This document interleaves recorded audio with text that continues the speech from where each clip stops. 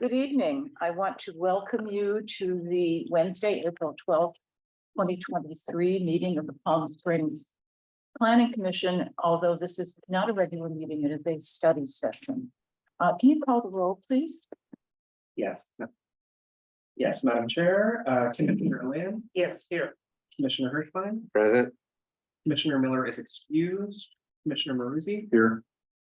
Vice Chair Roberts is also excused, and Chair Williams. Present.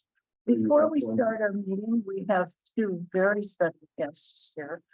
We have Charlie Irvin, who was on our commission and has since been voted in as a member of the school board in our dear city. And we didn't get a formal chance to say goodbye to him, and Charlie didn't get a chance to say goodbye to the public. So you're on, Charlie. Yes, hello, I just want to tell everybody, I'm not going too far away. I'm still working for our city.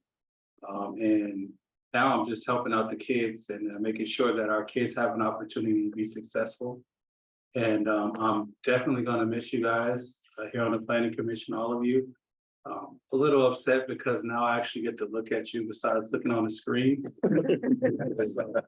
Now, when I actually, after the time that I've been here, I've maybe had 2 meetings, I believe, where we actually were in person. So, just kind of seeing you guys here in person, it kind of makes me a little sad. I didn't get an opportunity to really, have those relationships and build those relationships with you guys. But like I said, I'm not going too far away. I won't be, if I see something that I think I need to speak on, which I'm doing today, I will definitely not hesitate to come here and speak on something. And hopefully I continue to keep winning in school board. If not, I'll come back and see you guys. Thank you. Thank you so much. And we really miss you. Yes, And congratulations. thank you. See you. Our other special guest is our new city manager, Scott Stiles. We were thrilled that he wanted to drop in for our meeting tonight. And the floor is yours. Thank you. Thank you. And, is that good? Okay. Thank you, Madam Chair, members of the commission.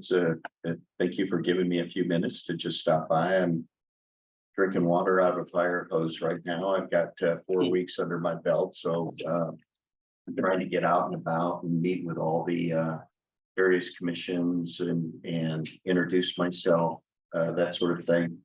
I'm particularly interested to be here because my background is in city planning.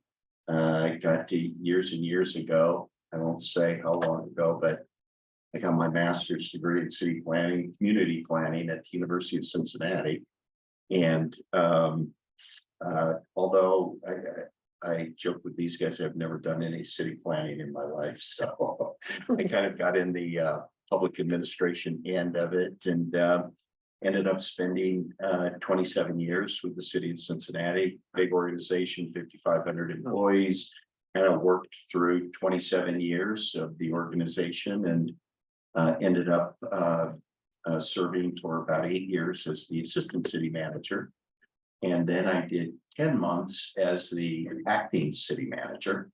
And you'll be really interested to know this, in Cincinnati, the city manager serves on the planning commission as a member of the a voting member of the planning commission, which really puts the city manager in a hard spot. It's not a good assignment. So I empathize with all of you. I know the trials and tribulations that you go through, but it's just a pleasure. And then when I left Cincinnati, I got recruited to come out here to California, and for the last 7.5 years, I've worked as a city manager for the city of Garden Grove.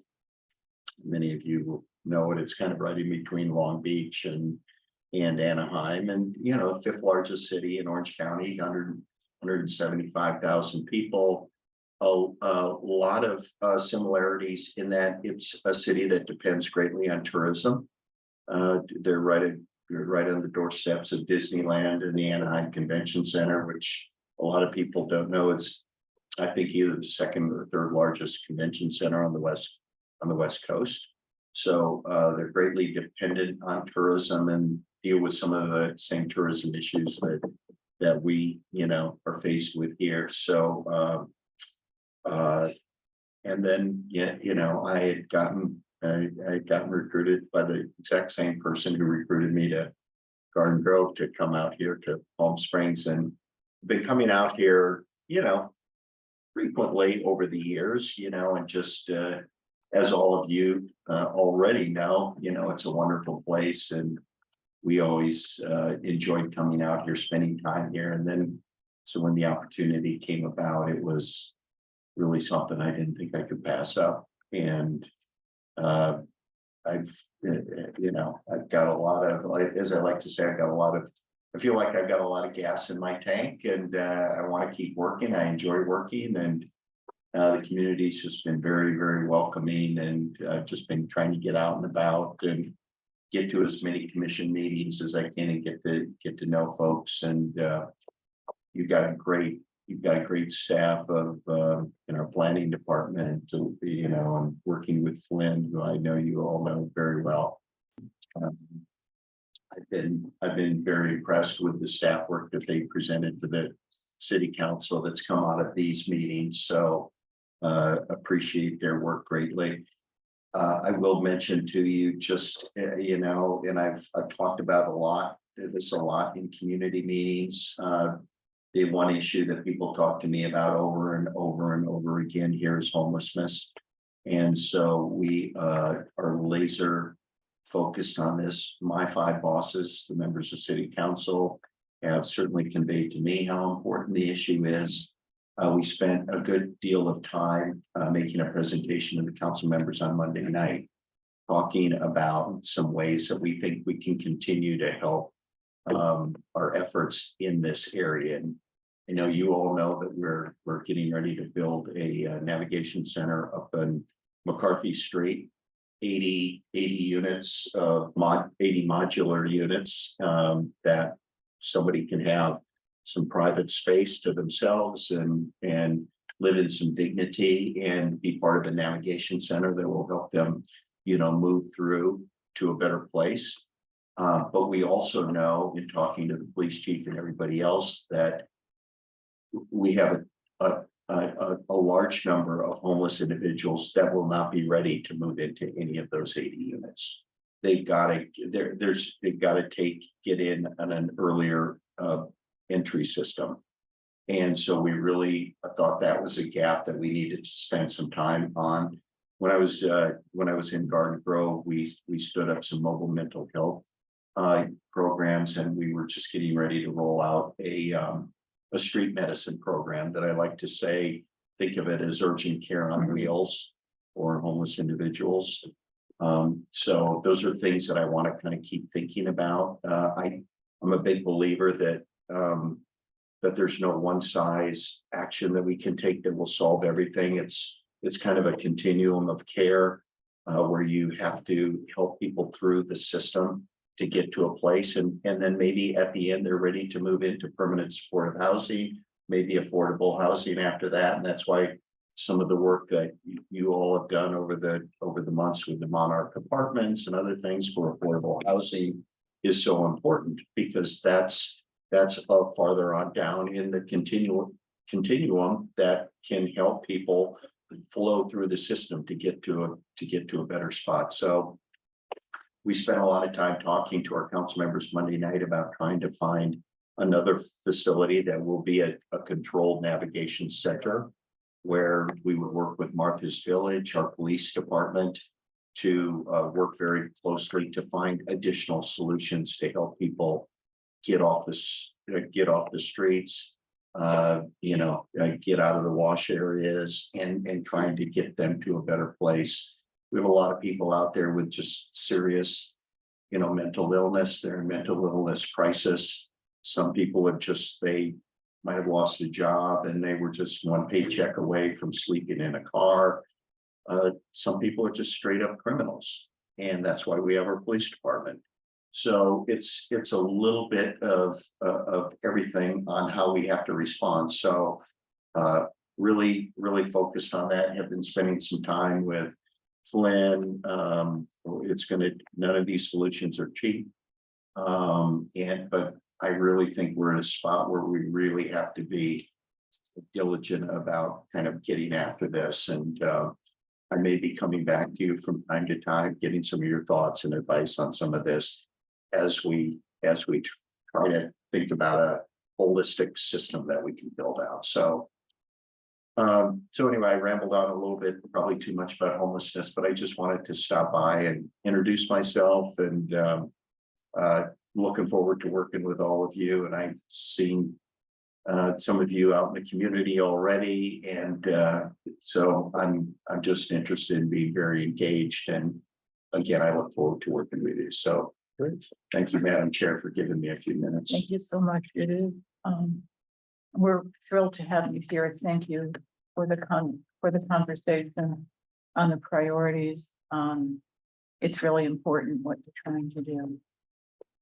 And we will help in any way we can.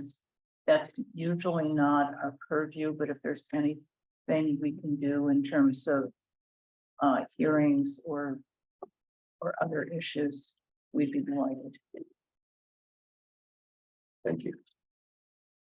Does anybody have a question, or should we wrap this up? We've got a lengthy agenda, so. So we will wrap it this portion of it. I'm sure we have enough questions to fill all the hours here. Okay. Okay, going right to the agenda. Madam Chair, if I might provide the report on the posting of the agenda. for Oh, yes, this. please. Thank you. The agenda was available for public access at the City Hall exterior bulletin board by 9 p.m. on Thursday, April 6th, and posted on our website in accordance with our established policies and procedures. Thank you. At this point, we're at public comments. And each speaker has 3 minutes. These comments are for both projects that are in front of us in the study session. So if you have a comment on either the housing development or the inclusionary housing, this is the time to speak. Do we have speakers that have signed up? I think we have a speaker left. We do have, I believe, 2 speakers that have signed up. Thank you, Commissioner Wayne. And is there anybody on the phone to speak? There are a few people in the audience, so we can come to them. Let's call our first speaker, Charlie Irvin. Again.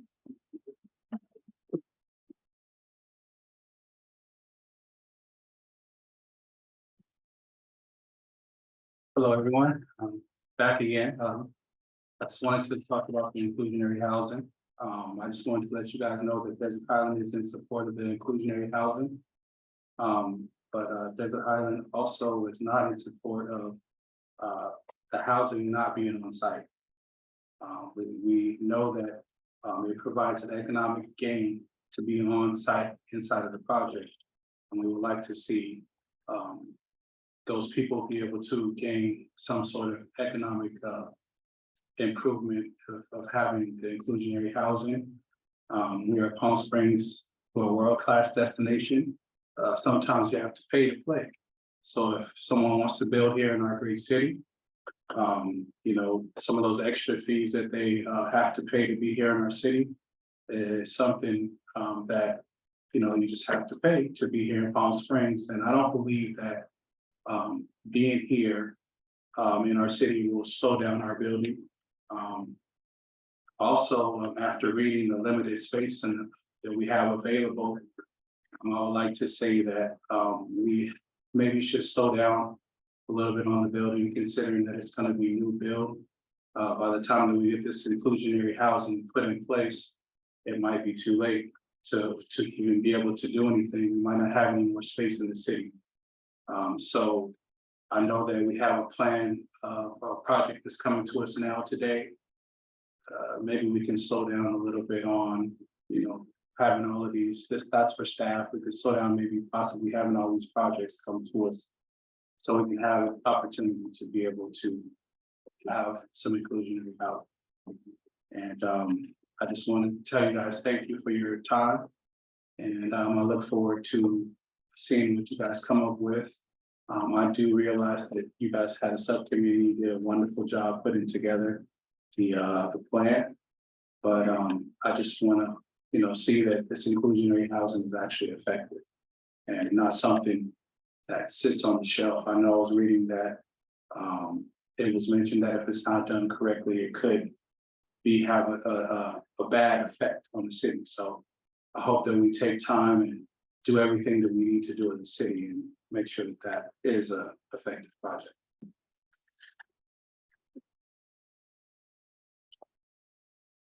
We will call our second speaker, Melissa Delora Silva.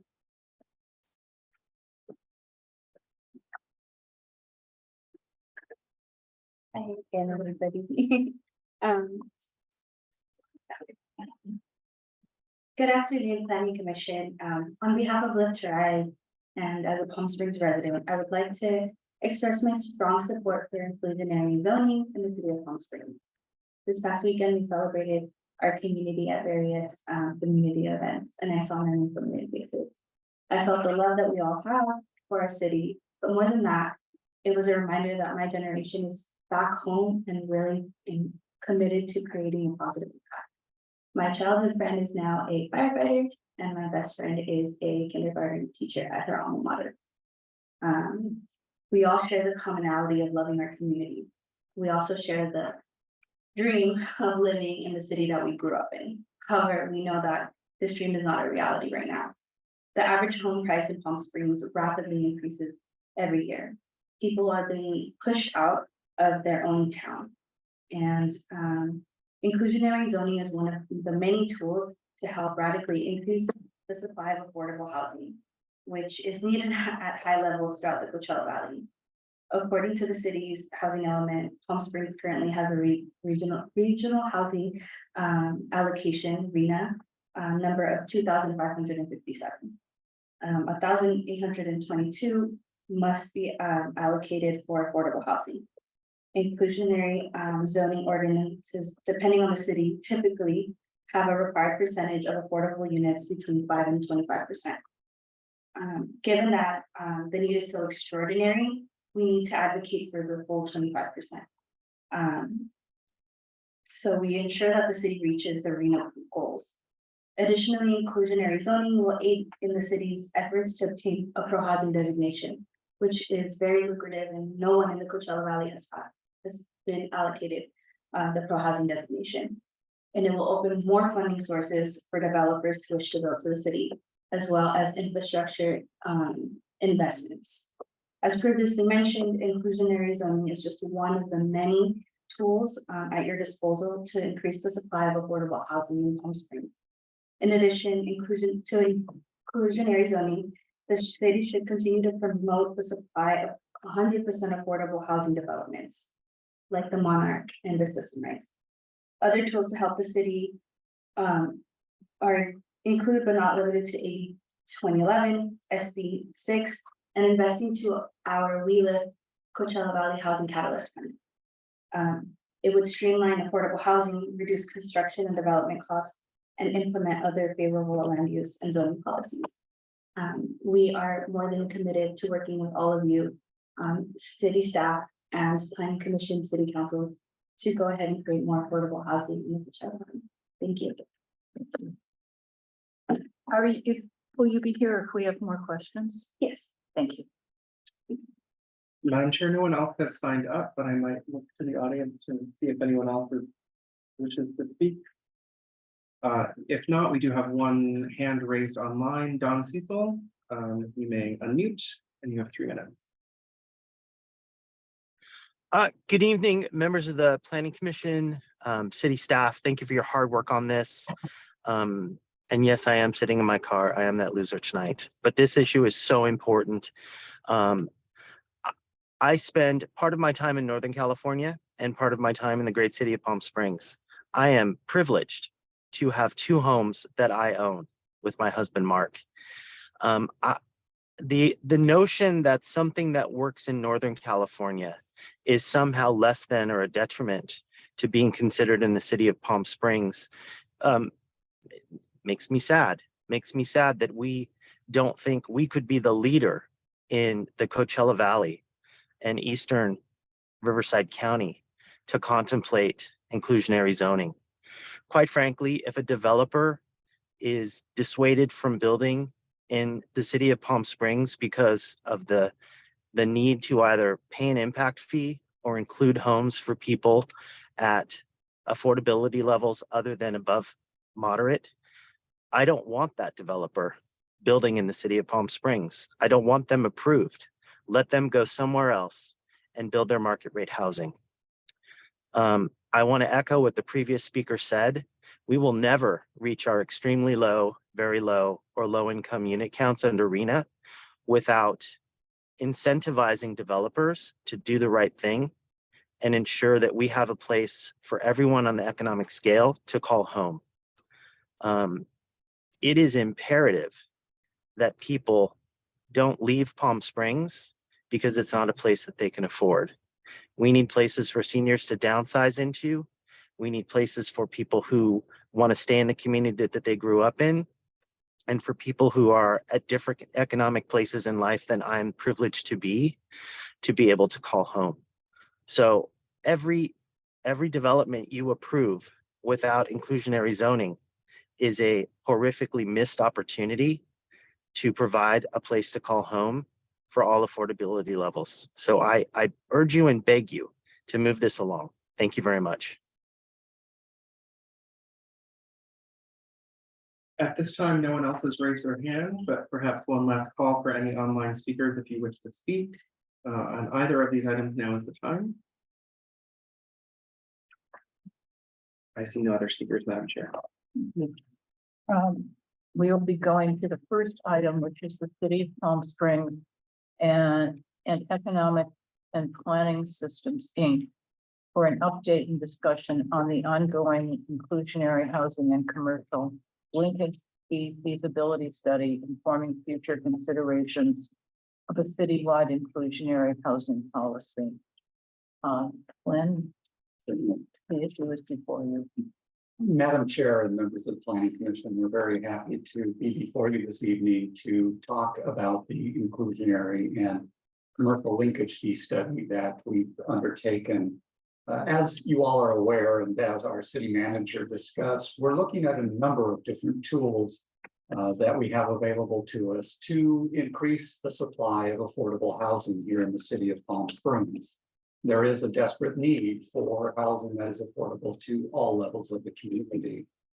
The draft housing element, which you all have had a chance to review, does include a recommendation that we look at an inclusionary housing ordinance and also discusses the commercial linkage fee, among other tools. And so that's one of the reasons why we're here before you this evening, is that we are in the process of fulfilling or completing one of the recommendations of a housing element that hasn't been adopted yet, but let's go ahead and consider the fact that we do intend to implement it. You may be aware that this has a little bit of a history to it. We had a work group that was assembled in the summer of 2021. Pleased to report that Commissioner Lane was a member of that work group, and it helped us with much of the research that was done in terms of providing some initial information to the City Council. Based on the report that was provided by the work group, the City Council then directed city staff to proceed with a study for an inclusionary ordinance as well as a commercial linkage fee. As part of that, the city hired EPS, and we have with us this evening Ashley Cannett and Chinmay Donley, who will be giving a report to you just in a few minutes. I just wanted to introduce them to you very quickly. One of the things that I want to point out is that this study is necessary before the city considers adopting ordinances for either of these items. We have to provide an economic analysis as the basis for any future ordinance. And so that's really the point of this. I also want to point out that EPS, our consultant, isn't going to be developing an ordinance, but rather is going to be providing us with information which then could serve as a basis for an ordinance should the city council decide to proceed in that manner. In terms of the process, we're here this evening to hear some initial recommendations to get the feedback from the Planning Commission in terms of the assumptions that our consultant is making to answer your questions, and also to take the input from the public. And we appreciate those who are here this evening and have provided input. I should also point out that we did receive a letter from the Desert Valleys Builders Association. Unfortunately, they were not able to be here this evening to offer public input, but you do have copies of that letter, and it will be included as part of the record. We invited a number of the members of the development community, as well as the affordable housing proponents here, as well as residents who are interested in the topic. And we want to continue to invite them to participate in this process as we complete the study and move forward to the city council. In terms of the process, EPS will take your input this evening. They will continue and finalize their study. Once that study is complete, we will then forward that to the city council and seek direction from the city council in terms of how they want to proceed. I also want to point out that these are just two tools that we're looking at. There are also other things that we're looking at to help with the need for affordable housing here in the city of Palm Springs. As Mr. Stiles said, there isn't just any one magic bullet, that we're looking at a handful of different options, and these are two of those that we might consider. So with that, I will turn it over to our team from EPS, and they have a PowerPoint presentation that they will provide for you. Commissioner Hirschbaum. Yeah, thanks. Just in terms of process, will it ever come back to Planning Commission, this proposal, or? What we will do is, once the report is completed, we will forward a copy to the Planning Commission to review prior to taking it forward to City Council. And will we vote on it then? No, you wouldn't vote on it, but rather you'd review it, and any comments that you have on the study, we would then forward to the City Council. Okay, so there's no, with other zoning changes, it would come to us for approval and then we would move it on to council. Is that different? Is this one Yes, different? it is. This is just a study.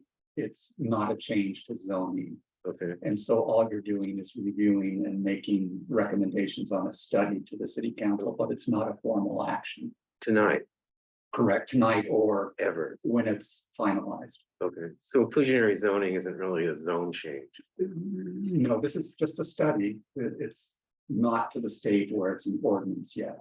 If the City Council, based on this study, directs staff to develop an inclusionary ordinance, it would come before the plan. Oh, that was my question. Okay, thank you. But again, we're just at the study Right. stage. With, oh, sorry. I do have a question as well, just as far as process goes. If we have questions during the presentation, do you want us to wait till the end? Should we ask them this? If you wouldn't mind, because they do have a lot of information, but understanding that some of your questions will be specific to their slides, we'll be happy to go back to those slides so that you can then ask your questions. So with that, I'll go ahead and turn it over to Ashley and Chinmay. Say All it right. themselves. Thank you so much, Flynn. A pleasure to be here this evening. Can you give me a thumbs up if you can hear me okay? Yes, we can, and the chair has requested that you introduce yourself, if you wouldn't mind. I will, I'd be happy to. My name is Ashley Cannett. I'm a principal with the firm. I'm based out of our Oakland office, and I'm joined by my colleague, Chinmay Donley, who's an associate in our Los Angeles office. And we are economic and planning systems, and EPS we're a land use economics consulting firm. We have offices in Los Angeles, Oakland, Sacramento, and Denver, Colorado. And we practice right at the intersection of land use, real estate, and economics. And within this general arena, we've really emerged as state leaders in affordable housing policies and programs. We've completed inclusionary housing studies and commercial linkage fee studies across the state. And I want to start off by saying, not every study we work on results in an adopted program.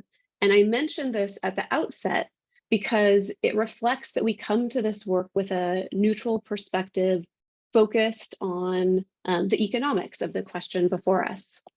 So we always try to hold in mind the dual objectives of achieving more affordable housing in the communities that we work in, while not impeding the market rate development that we also want and that contributes to the growth of our communities. And sometimes it happens that our work, the numbers, the math indicate that a certain policy may not be feasible. And if that's the case, that's part of the message that we communicate. So I wanted to just establish that context from the beginning. We consider ourselves to be, third-party independent evaluators of these types of policies and programs. So with that, let's dive in. The agenda before us this evening is, a brief moment on context and overview will describe for you the scope of services that we are in the process of completing. We also think we need to establish a little bit of a story around the need. What is the affordable housing need in the community? You've been through this housing element process, so you're familiar with it, but we'll just touch on it quickly. And then we'll dive into the specifics on the commercial linkage fee, followed by specifics on the inclusionary housing program or set of policies, and we'll divide that into a look at ownership housing and rental housing. And then I'd love to open it up for your discussion and any questions. So commercial linkage fees, it's been mentioned before. So many of my remarks actually have just been underscored by some of the comments we've already heard. But these two programs or policies are just two of several policy tools that are available to jurisdictions to support and promote the development of affordable housing units. And as Flynn mentioned, studying these programs and evaluating the feasibility of these programs are included in your housing element, or they're part of your housing element commitments. And so we're delivering on that. And in, I guess it was last fall, the city authorized an agreement with us. And broadly, we're tasked with exploring the feasibility of a commercial linkage fee program and an inclusionary housing program. And in the course of our work, we also reviewed affordable housing fees in the region. And we also spoke with a number of local industry experts. We talked to a number of market rate developers, representatives from Gallery Homes, Palm Springs Modern Homes, Toll Brothers, Woodbridge Pacific, Desert Valley Builders Association, and the Asaro Builders.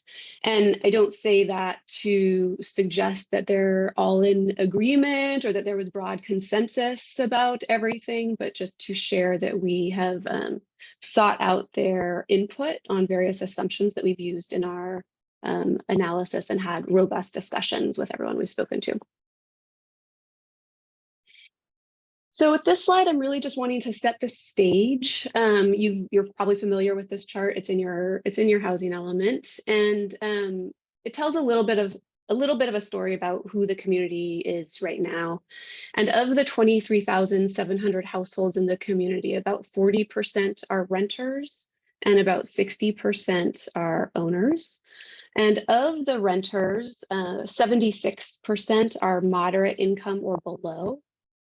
And 57% fall into the band of very low, low, and moderate income households. And on the ownership side, we've got 49% of households falling into the moderate income or below categories, and 39% are very low, low, and moderate. And I focus on those very low, low, moderate income households because those are the income groups we're best able to target with the programs that we're discussing tonight.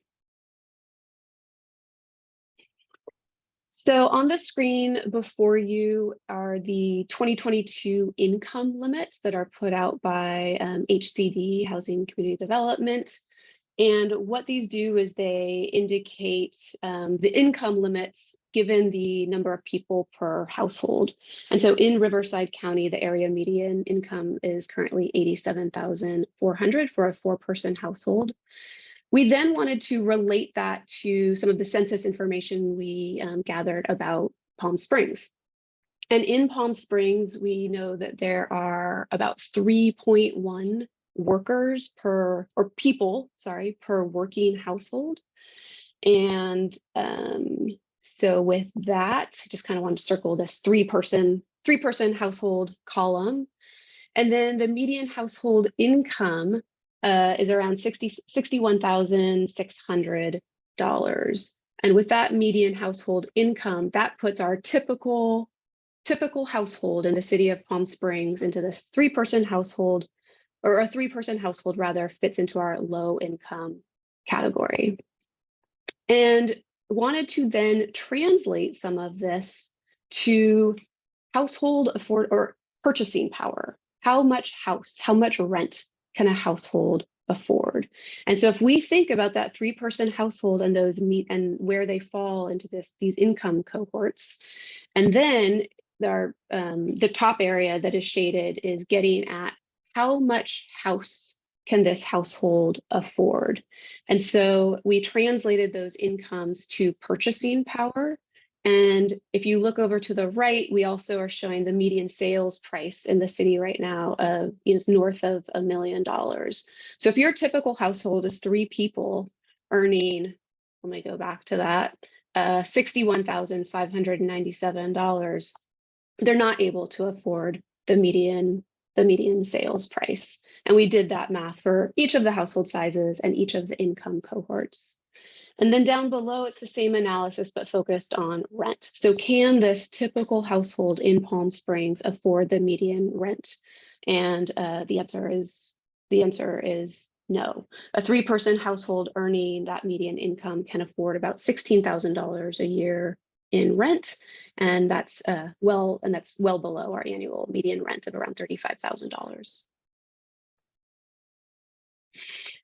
And on this slide, I want to take a moment to describe a concept we call the gap analysis. And you'll hear me refer to it over the course of the presentation. But here we're asking ourselves, okay, how much does it cost to build a unit of affordable housing in the city? And we imagine here an efficient prototype. So we're not thinking, how much does it cost to build sprawling single-family mansions, but rather a fairly dense multifamily apartment building. So 2 to 3 stories. We're thinking structured parking, about 900 square feet per unit. And as I mentioned before, we spoke with developers active in the area, and all in, so including land, hard costs, which is labor and materials, soft costs, and a development fee, we're looking at per unit development costs of about $463,000 per unit for this fairly efficient prototype. And then we look at how much rent income restricted households can afford. And of course, that varies by income level. So the amount of rent that can be paid is translated to a value. We take the capitalized value of the stream of rental income. So for example, the rent that a very low income household can afford translates to a value of nearly $26,000. This increases to close to $71,000 for a lower income household and around $257,000 for a moderate income household. So it's not surprising that as you go up in the income ladder, the value of your rental stream increases. But the takeaway here is that it requires a development subsidy to build affordable housing, even for a moderate income household. And like I said, I'll refer to this concept later in the presentation. So, oh, sorry? Oh, you can hear me? I said I'm never going to remember all the questions to ask because I have a question on every single slide you've had, but anyway. Is it worth a pause? No, probably have to No. wait, but it's just Okay. We'll follow Flint's instructions. So before diving into the commercial linkage fee slides, I just want to start with a basic overview. What is a commercial linkage fee? So this is a fee that's charged on new non-residential real estate development to help support affordable housing supply in the city. And impact fees are authorized under the California Mitigation Fee Act. Sometimes they're referred to AB 1600 fees. They're under Government Code Section 66,000. And these fees are charged in dozens of cities and counties throughout the state, including in nearby Palm Desert and several in adjacent San Bernardino and Los Angeles counties. And I will also, I think it's relevant to keep in mind as we start to think about this kind of a fee, it's important to think about how this fee revenue could be used in the city. And so some common uses of commercial linkage fee revenue are They can be used as a direct subsidy towards the development of affordable housing. They can be used to, the revenue can be put towards land acquisition. Revenue can be put towards acquisition and rehabilitation of market rate units and then convert those to deed restricted units. And most often they're used as a local match to improve competitiveness for tax credit projects. So just to keep in mind those potential uses. So what is the impact? Or rather, the questions on the slide are how we, it's a way of thinking about our methodology here. So there are certain questions we have to ask and we answer them mathematically in our Nexus study. And so what is the impact of new commercial development on the need for workforce housing? And we start by asking, when new non-residential development occurs, how many jobs are generated from that development? How many people are going to fill that space working there? Then we wonder how much these employees earn. And we also ask ourselves, well, how many units of housing are needed to accommodate these new employees? We ask and we wonder with that gap analysis that I shared before, what's the gap between housing development costs and purchasing power? And then what fee is needed to fill this gap? So that's the overview of our methodology, and we'll dive into the specifics. Here's how we go about answering those questions. So we're going to imagine a prototypical project here of about 100,000 square feet, just to keep the math easy, and then we normalize later. But let's focus on lodging as an example. I won't go through every column here, but if we have 100,000 square feet of new lodging development, we make employment density assumptions for each of these land use categories. And we've relied on a range of sources to come up with these employment densities. So on lodging, we assume that every employee, or for every 500 square feet, there is an employee. And so 100,000 square feet of lodging development will result in 200 employees working in that space. There are often more than one workers per household. And so we take that into account as well. Not every employee forms their own household. And so based on census data, we know that there are about 1.3 workers per household with earnings. And so we reflect that in the math here, and the number of employees forming households is reduced to 100 and I'm sorry, I skipped a step. Once we have our 200 employees, we think about how many of those employees are at an age or at a place in life where they're going to be forming households. And we do this because within the retail services restaurant, we see a disproportionate number of workers who are a little bit on the younger side, maybe in that 16 to 19 years old range, who really aren't forming their own households at this point. So we make a little adjustment for that. And then we think about multiple earners per household, and there's a bigger adjustment. So the 200 initial employees is reduced to 147 households that need to be addressed because of this new lodging development. Then we wonder, okay, well, how do these 147 households fall across our income cohorts? And so this slide is just an example of what we do. I'll note that, in reality, this calculation I'm going to walk through is happening hundreds of times. It's happening across all of the industry codes and all of the occupation categories, but we'll just walk through one example. So sticking with lodging, we know that this land use category falls into our accommodation NAICS code. If you don't know what that is, it's okay. Within that NAICS code, there are a whole range of occupations. So if we focus on someone who is working as a building or grounds cleaning or maintenance person, we know that the median wage within the county is around $36,000 for that individual. We recall that there are 1.33 workers per household. And so we arrive at a median household or median income per household of $47,880 for that household.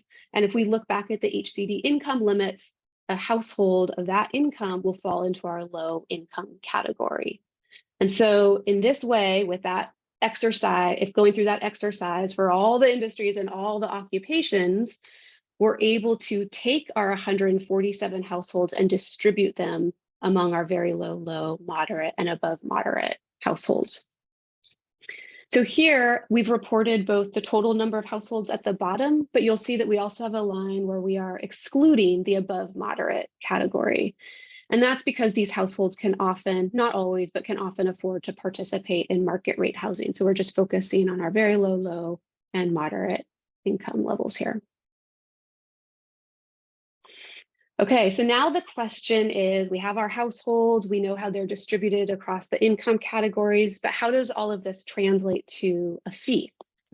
So if you think back to the gap analysis, where we showed the subsidy needed for very low, and moderate income households, you may understand that the 100, I'll stick with lodging again, just to stay focused, those 137 households, if you think about the subsidy for very low, and moderate, in aggregate, serving those households will require a subsidy of $52 million. But then we want to normalize that for the market rate development, our market rate prototype.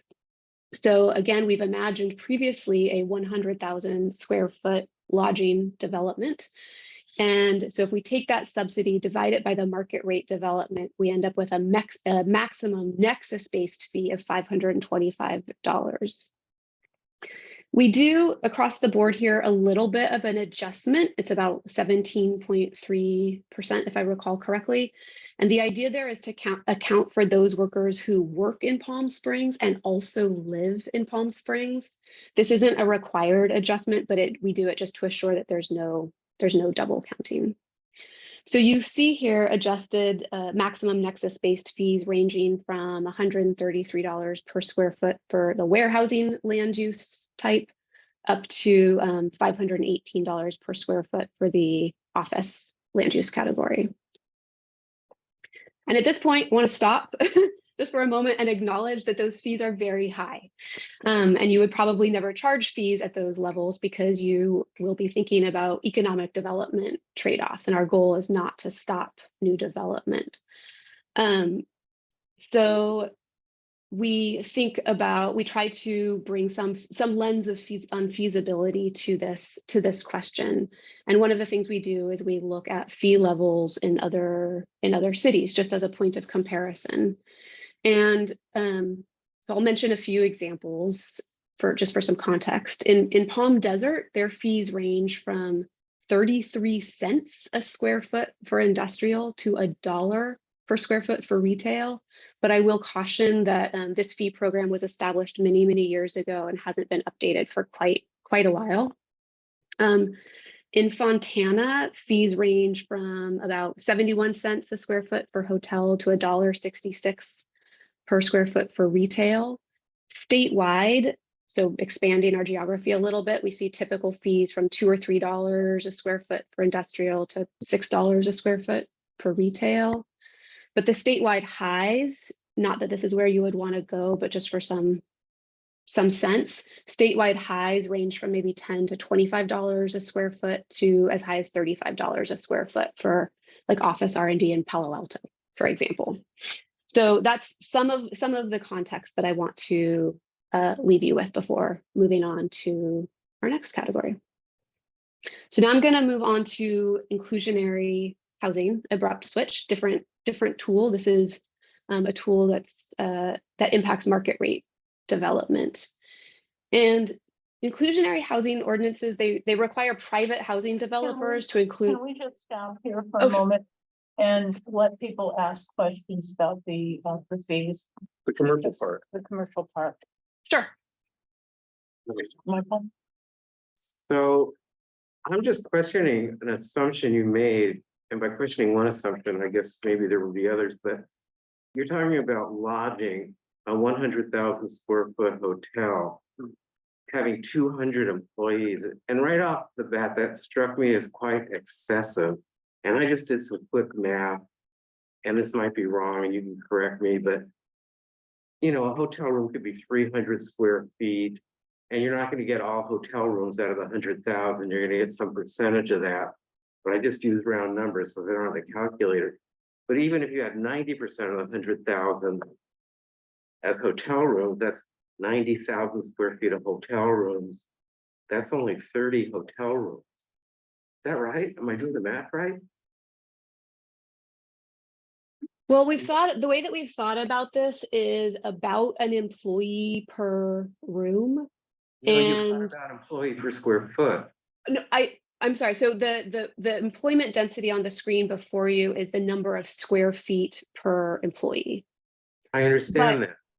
In the case of lodging, what that means is we're thinking about 500 square feet per room, per hotel room. Employment density per square foot per job, 500.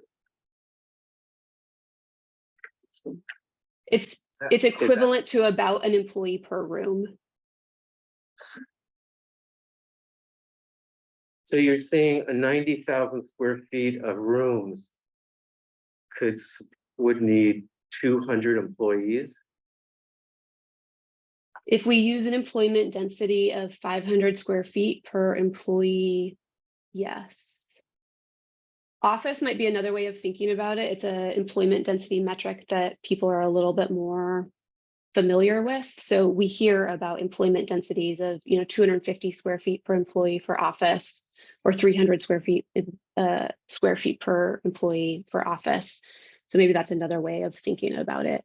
But on lodging, what we're basically saying is about an employee per room. It can vary widely, of course, based on the quality of the hotel, and is there a spa and is there a restaurant and that sort of thing. But we're trying to provide some average assumptions You're here. only getting 30 rooms out of 90,000 square feet. Actually, is it fair to say that you've used industry standard numbers for the Yes, that, square footage per employee? Yes, yes.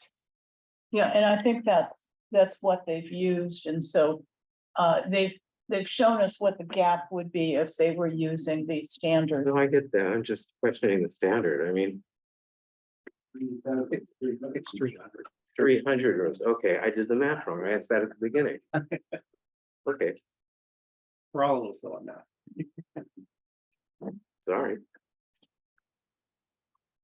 Are there, Well, that's so in terms of the fees that are charged, and I worked in a city where I ran a housing nonprofit that built housing based on the fees that were charged on partially in commercial property.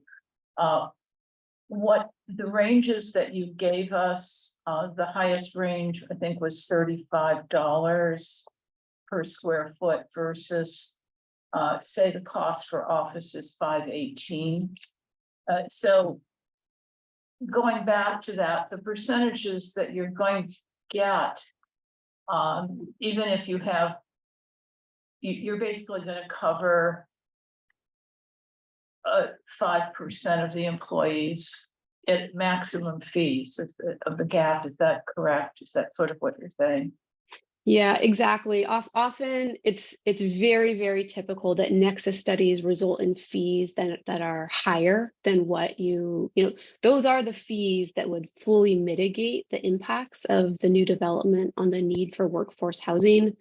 But very, very rarely is a city comfortable charging fees at those levels.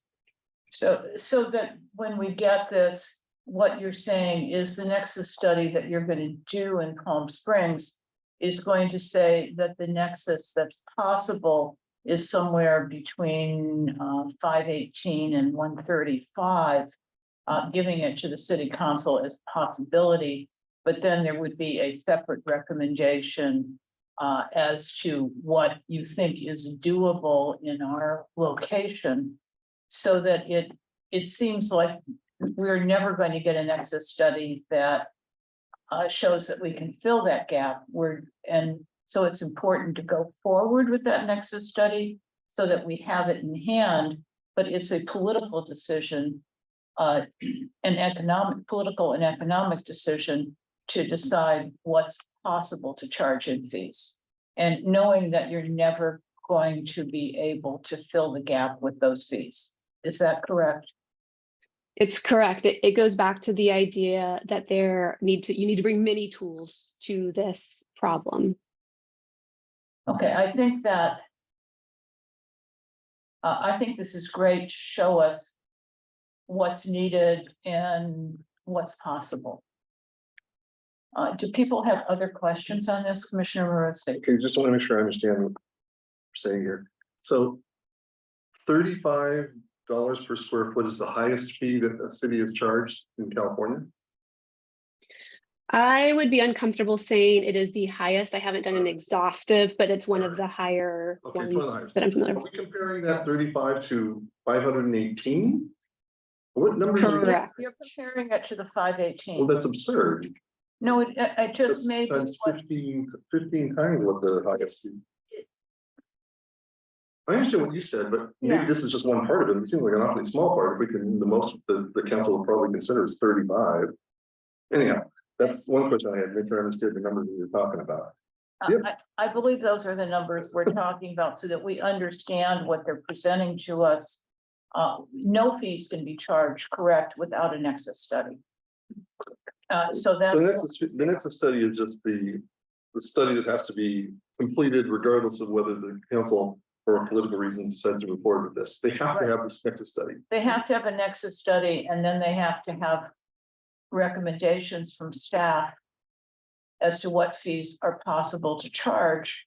And they have to make a decision as to Okay. whether they want to charge. So the reason why the fees are so high, or these nexus-based fees are so high, is because our cost of construction is so high in Palm Springs because of the cost of land and the.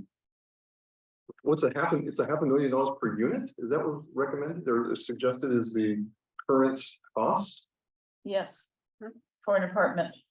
for a And 900 square foot apartment? and it can be, that's market rate, I believe, and it can be higher if you're doing an affordable apartment. Because then you're putting in amazing attorney's fees to be able to use tax credits. So for an 1,800 square foot apartment, which is, I don't know, 2 or 3 bedroom apartment, that would be $1 million. Yeah, It may not, and please help, I think it may not be absolutely double, because in the 900 square foot apartment, you have a kitchen and a okay, all bathroom. right, I get that. Yeah. You're adding space, but not necessarily duplicating the most expensive build out. But Okay, I get it. So then the last thing I just want to make sure I understand is this issue of the commercial linkage fee is really calculated strictly by how many new employees would be necessary for the type of construct or the type of commercial building that's constructed. It's the number of new employees, but the types of jobs and the types of occupations of those employees as well. So you can see, if you look at the fee, or if you look at the slide in front of you, you can see, retail, restaurant, services tends to be, even though the employment density may not be as high as office, for example, you tend to get lower wage employees. And so it's the combination, we have an interaction of factors. We've got the number of employees being supported, but also the wage profile of those employees within that industry.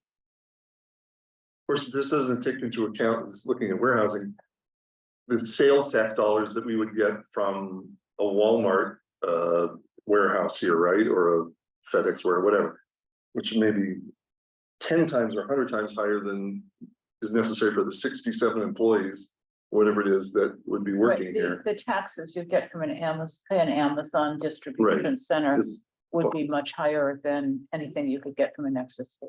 Okay, so.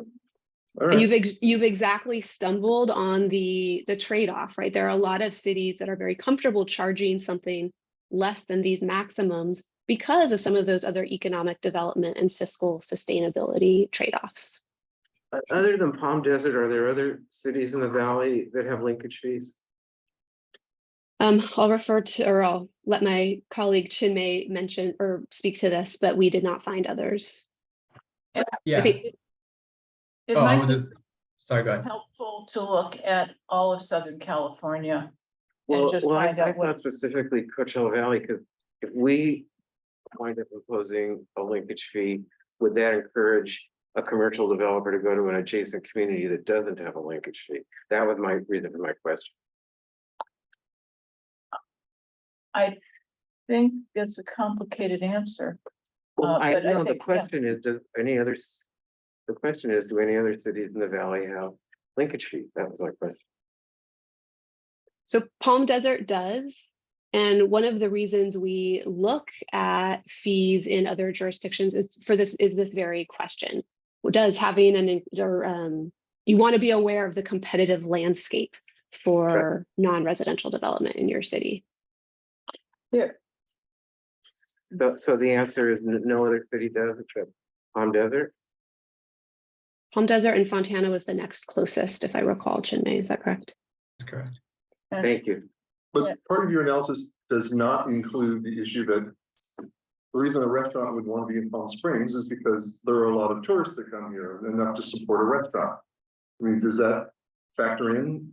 The question that, we're going to talk about the housing is, sure, we might have more expensive housing than other cities and we need to be competitive, but on the other hand, people want to be in Palm Springs. They don't necessarily want to be in other cities within the valley. So I don't know how helpful a lot of this is, since lodging, hotels, well, yeah, Palm Springs. If you look at Palo Alto can probably pull development irrespective of fees. When I worked in Santa Monica, they could pull development irrespective of fees. That will be a city council question as to whether Palm Springs can pull development irrespective of fees. Shouldn't that be something though that this study advises on? I think we're probably interrupting our presenters, and they may be advising on that question. Are you going to be advising on this question? So this is an early stage study session where we're tonight before you, and it is part of what we're going to be thinking about. It's ultimately a city council decision, but we will be providing some recommendations on that. Although we are not presenting those tonight, rather we're sharing the concept and the methodology and our results of the technically derived nexus-based maximum fees. So we're going to eventually hear from you on all these other aspects of this recommendation. So one of the things I think you'll take out of tonight is that we would recommend that you look at whether Palm Springs can pull development irrespective of the other cities in the valley not doing it. That will be a key question for city council. Indeed. I have one question. Actually, I noticed that when you're looking at the different industry types, the categories don't seem to cover everything, including a couple that I think might be key to what we're trying to do in Palm Springs, in particular healthcare and technology, both industries that are being ordered across the Coachella Valley, including here. And these workers would typically earn enough, I'm guessing, that they're gonna be above median income. I don't know. Is there a reason why those industries aren't analyzed? Or I think the information would be informative to the city council, because it might be appropriate to have different, if they decide to charge a fee, different fees, depending on the types of commercial development being done. And it might be that we want to, or they want to team the construction of new healthcare or the construction of new technology facilities with the incentivizing that development and charge lower fees. That makes sense. Commenting on that, I would think that those industries also have low-wage workers. They have cafeteria workers, possibly they have. Sure, they have low wage workers, but they also have higher wage. Right, where but as they a would have- retailer, you're not gonna. They would probably still fit into a nexus category, but they'd be closer to warehousing or something else, because there would be fewer workers that would have the need for housing in those industries. But that's also something they should look at. It wouldn't be that you have high wage workers, then you have no need, because you're not only, there's no industry that's only employing high wage workers. And a response to that, it's a really interesting line of questioning. One of the things we try to balance when we're coming up with these land use categories, and we talked a bit about it with staff as we were, putting the framework of the study together. One of the things we want to do is balance having our categories be broad enough that the program, if you choose to go forward, is easy to implement, right? So what we do is we say, okay, within this office category, here are the types of uses that might occupy that space. And so what we have found is that if we get too specific with a whole range of different land use categories, there ends up being a lot of debate at the counter, at the time of an application as to which category they exactly fall into. So we try to balance that, desire for ease of implementation with clarity around where new applications will fall. One of the other things we need to keep in mind is that if you build, what we're trying to do is this very interesting crosswalk of land use and the physical development that's occurring and relating it to the types of uses that occupy that physical space. And if you think about an office space, sort of a generic office space, it can be filled with tech workers or it can be filled with accountants. And we have to stay a little bit agnostic about the use of the types of businesses inside, because that can change over the course of the life of the building. And so we need to be a little bit general, because we just don't know exactly how that building will be used over the life of the building. Thank you. But I appreciate the question about healthcare and tech, and Flynn and Chris might want to talk a little bit about that. We'll go ahead and note that as one of the comments from planning commission. We'll discuss this with EPS at our next meeting, then as we look at other aspects of the study. Thank you.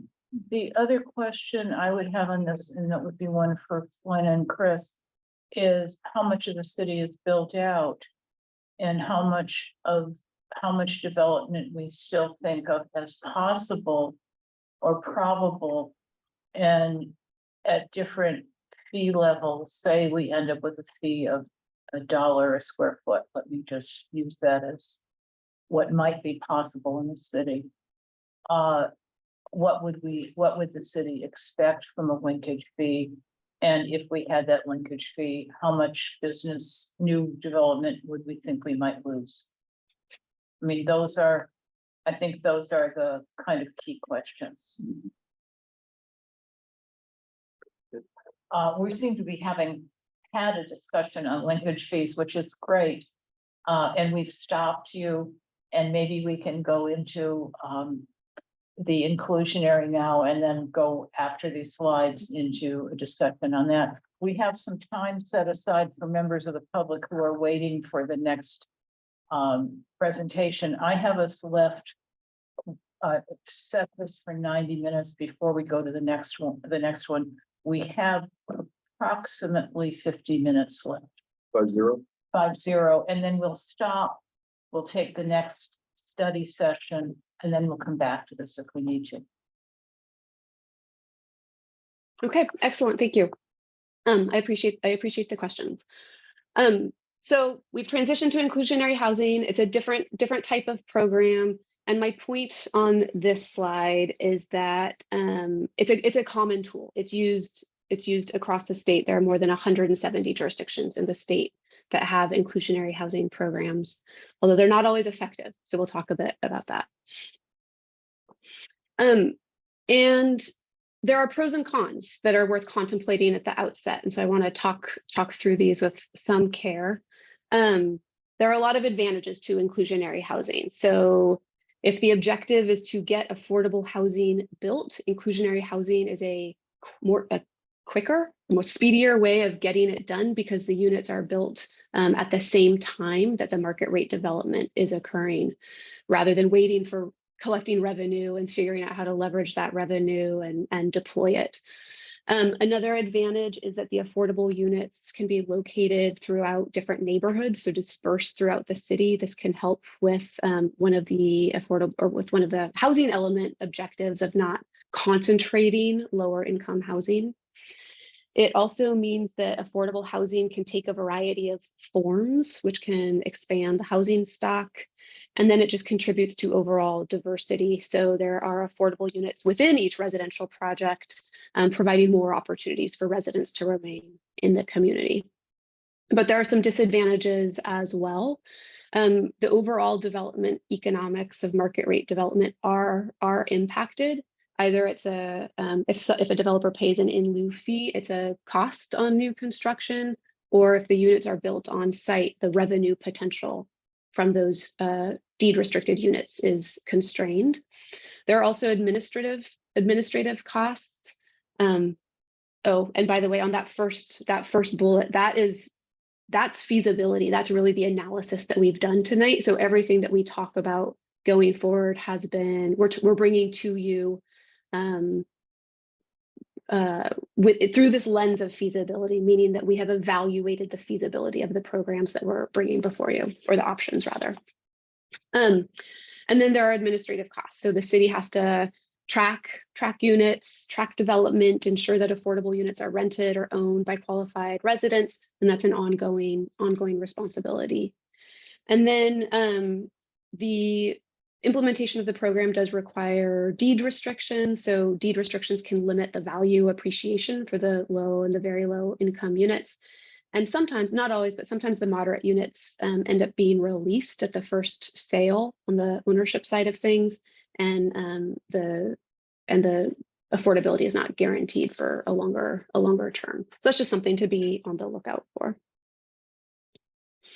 So I've talked a lot already about development feasibility, but I think it's worth focusing just a little bit on what I mean by that. And so a feasible development provides a sufficient return on investment to incentivize a go decision. This is from the developer's perspective. And so what I mean there is that the value of the development exceeds the costs, and that the project generates a competitive rate of return. That is, the developers incentivized to deploy their resources and their time towards this project, and that the financial return appropriately reflects the project risks.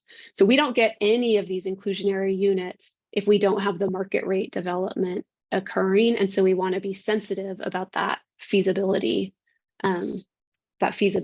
question.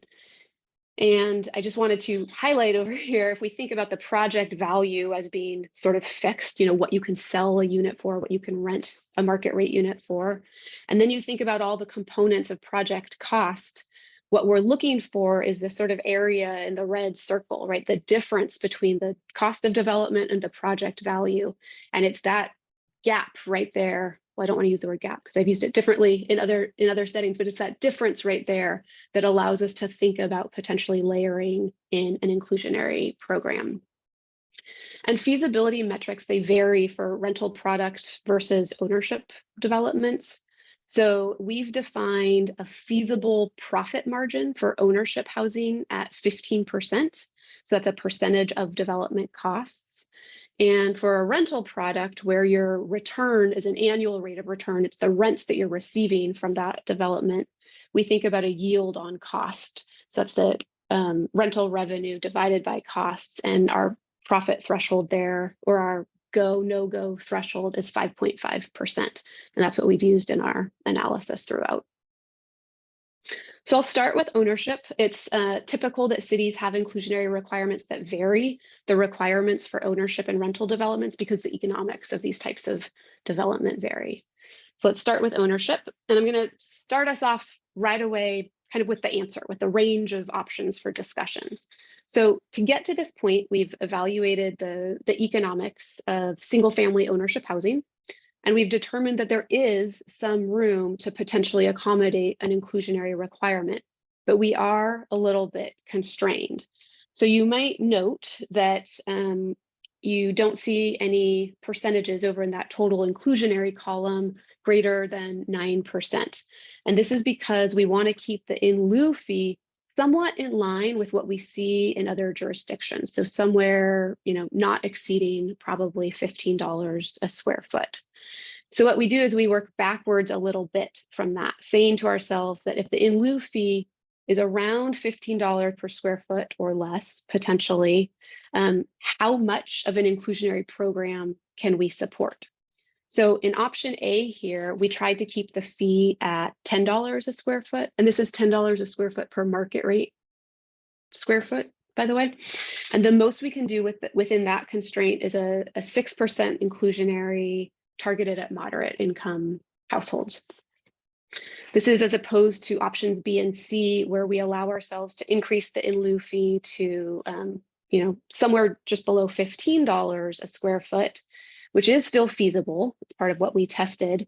And we can either increase to 9% moderate, as shown in option C, or we can target this split, target both low and moderate income households for an overall inclusionary requirement of 8%. So the trade-off here during the discussion part of this, I'm curious to hear your thoughts on these trade-offs, right? So the level of the in lieu fee in the $10 a square foot range versus $15 a square foot range, and what that means for our overall inclusionary requirement and our ability to target lower income households. I do want to note that in the ownership world, we're talking about right here, it can be very, very challenging to qualify very low income households for these units because of all of the other costs associated with home ownership. And so you'll see in the very low column zeros there. Not only is the subsidy really challenging because it's so enormous, but just getting people into those units can be challenging. So that was sort of the conclusion, the takeaway on the ownership inclusionary, but I want to demonstrate for you that all of those options were feasible. That's really what the core of our work has been so far. So on this slide, we've drawn a line at the 15% profit margin threshold. And the vertical bar on the left is where profit goes without any sort of inclusionary requirement in the mix. And the next bar just to the right there, it brings our profit margin down to 15% and solves for how much fee could we accommodate before dipping below our 15% profit margin. And that maximum feasible fee there is, $58. And we would not ever want to go that far. We don't want to push feasibility right up to the brink. We want to leave room, just because every development project that comes forward is different and unique. So we want to leave some headroom there. Then we move over and we show the third column from the left shows the profit margin at our target fee of around $15 a square foot, and then each of our 3 on-site options. And so I know this might be a little bit small to see the details. The point is that the target fee at $15 a square foot, and then each of the 3 options for the on-site build options are well above our 15% profit margin. So we haven't brought any options before you that we think pose significant feasibility challenges for developers. We want to stop here for questions, or should we go forward with the presentation? I don't understand it. I don't either. It would take probably quite some time to explain all this. Was that for in lieu fees, or was that for affordable housing being built by the developer? So this right, I understand it, the target fee is $15. It's an in lieu fee, the third bar. And then the fourth bar is the fourth, fifth, and sixth is the housing built on site. What is IH? inclusionary housing. So So if the you're, 6% represents 6% of the total units that the developer would build? yes, Okay, well, that clarifies something for me right there. so the 6% is 6%. Actually, it's 6% moderate. The other second side says it's low. So I think what she's asking, she's saying $15 a square foot is the maximum in lieu fee if you wanted to take that as a fee as opposed to a build out. And then the profit for the developer dips down a little lower if it's built out. Well, and actually, maybe you can explain how you landed on 15, because I think that was quick, and I think As you can see from the charts on the next page, there is actually probably more capacity in the market to go above 15. But we've landed on 15, I think, through some other assumptions. So maybe a quick summary of that actually would be helpful. Right, so yeah, let me back up and say just one thing about inclusionary, and then I'll respond to Chris's question. So with inclusionary, and this might be a little bit basic, so apologies, but the goal really is to have developers building the units on site as part of their market rate developments. But cities that have inclusionary programs are required to offer, they call it alternative means of compliance. And very often those alternative means of compliance include an in lieu fee option. Sometimes they include other options like, well, you can build the units in another location off-site, but still within the city. You can dedicate land that where the city can then deploy resources to have affordable housing built. Or you could, maybe you would allow the developer to buy a unit and then rehab it and deed restrict it, right? So the law requires that if you have an inclusionary program, you also offer alternative means of compliance. Because in lieu fees are such a one of the most common alternative means of compliance, we go there right away in our analysis. And so what we have done here is we looked at, well, as we look at market rate development and we think about what the current profit dynamic is on that market rate development, what is the maximum fee that could be charged before a developer is like, you know what, no, we're not moving forward with this. And that fee is around $58 a square foot per our analysis. I have never seen anywhere an in lieu fee of that magnitude, and nor would we want to push our feasibility right up to the brink. We want to leave some headroom. So our constraint here is not so much feasibility of market rate development in Palm Springs. You have a very robust market. Rather, it's not wanting to have an in lieu fee that is greatly outside of what we see in other communities. And then once we have an in lieu fee target of around $15 a square foot, that translates back to how much of an inclusionary requirement you can have, because we want there to be economic alignment, if you will, between the on-site requirement and the fee.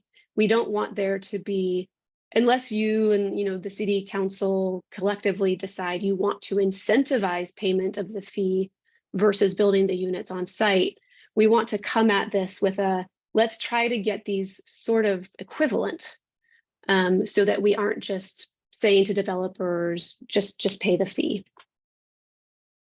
Does that help at all? So in your study, or whatever this report is called, talk about alternative means of compliance and the in lieu fees. You're right, I guess. In lieu fees are usually the most preferred alternative method of compliance to developers because it's often cheaper to pay the in lieu fee than construct affordable units. Therefore, jurisdictions must ensure that in lieu fees are appropriately set in order to cover the true cost of constructing affordable units. So with that in mind, is that how you came up with the 15? We came up with the 15 looking at what is common across the state and not presuming that you wanted to be dramatically ahead of that. If you were comfortable with a higher in lieu fee, that would result in us giving us a little bit more room to play with different parameters around the inclusionary program. Right now, what we're presenting, if I go back to this slide, what we're saying here is, take option A, for example, if you have a 6% total inclusionary requirement, and those units are built as moderate units on site, that is equivalent to a fee per square foot of $9.27. So there's a back and forth, there's a push and pull here between the in lieu fees and the inclusionary requirements. But if, for example, the council and the planning commission and making a recommendation thinks that in lieu fees are an easy way out for developers, and it sits right here, so they're usually the most preferred alternative. If we want them to actually build affordable housing, we would want the in lieu fee to be as high as possible to ensure that they don't choose that unless they just are willing to do it and their profit margin goes down. That's my feeling about this. But from what I'm reading here, that's the only conclusion I can come to. That it has to be high enough. If we really want affordable housing to be built, we don't just to pay the in lieu fee, which can be used for all kinds of things apparently. Maybe they're diverted for completely other uses. Who knows what the restrictions are on these in lieu fees? But it sounds like to me these in lieu fees aren't going to result in affordable housing. So I don't like Well- them. Apparently, we have to have them included as one of the options, but I think it should be really high. Let me just say something from experience. If you're an affordable housing developer in a city, in lieu fees may be the way that you develop housing. So it doesn't mean it won't be developed. It does probably mean that it will be developed using tax credits and other things. And what you'll end up developing is more very low housing, low income and very low income, because that's incentivized by the tax credit program, but you need some local subsidies. So an in lieu fee doesn't mean you won't get housing. It means you won't get it on site. And isn't But that one of the main goals of what they've been talking about? All the good reasons why you want to have it on site for diversity in the community, so it doesn't all get put in one neighborhood. So that you have various incomes within the community, the housing project. it sounds like you can't. You have to give the developer the option of building it off-site. And I've seen that done very effectively I mean, again. Build it Because I on-site built, makes it into a I low mean- income housing project. no, it made it, I mean, I live down the street from it where housing in that neighborhood currently sells for $1.3 million for 1,000 square foot condo. But there's 30 units of housing down the street that's rental, with a limited rental. So it doesn't mean that it doesn't end up mixed into the community. It means that it may end up in an apartment building that's more moderate income than the surrounding neighborhood. But I don't think I don't think we can choose, if I'm correct. That you can't offer the in lieu option. I'm not saying you can't, because apparently you have to. But I'm saying it should be a really high amount to discourage people from using that option. But if you do it at a really high amount, you may discourage the developers from building in your community, and they will go Well, and. clearly there has to be the number that you compromise on, which is what they are supposedly working on as a recommended figure, but I want to make sure that 15 is considered high enough.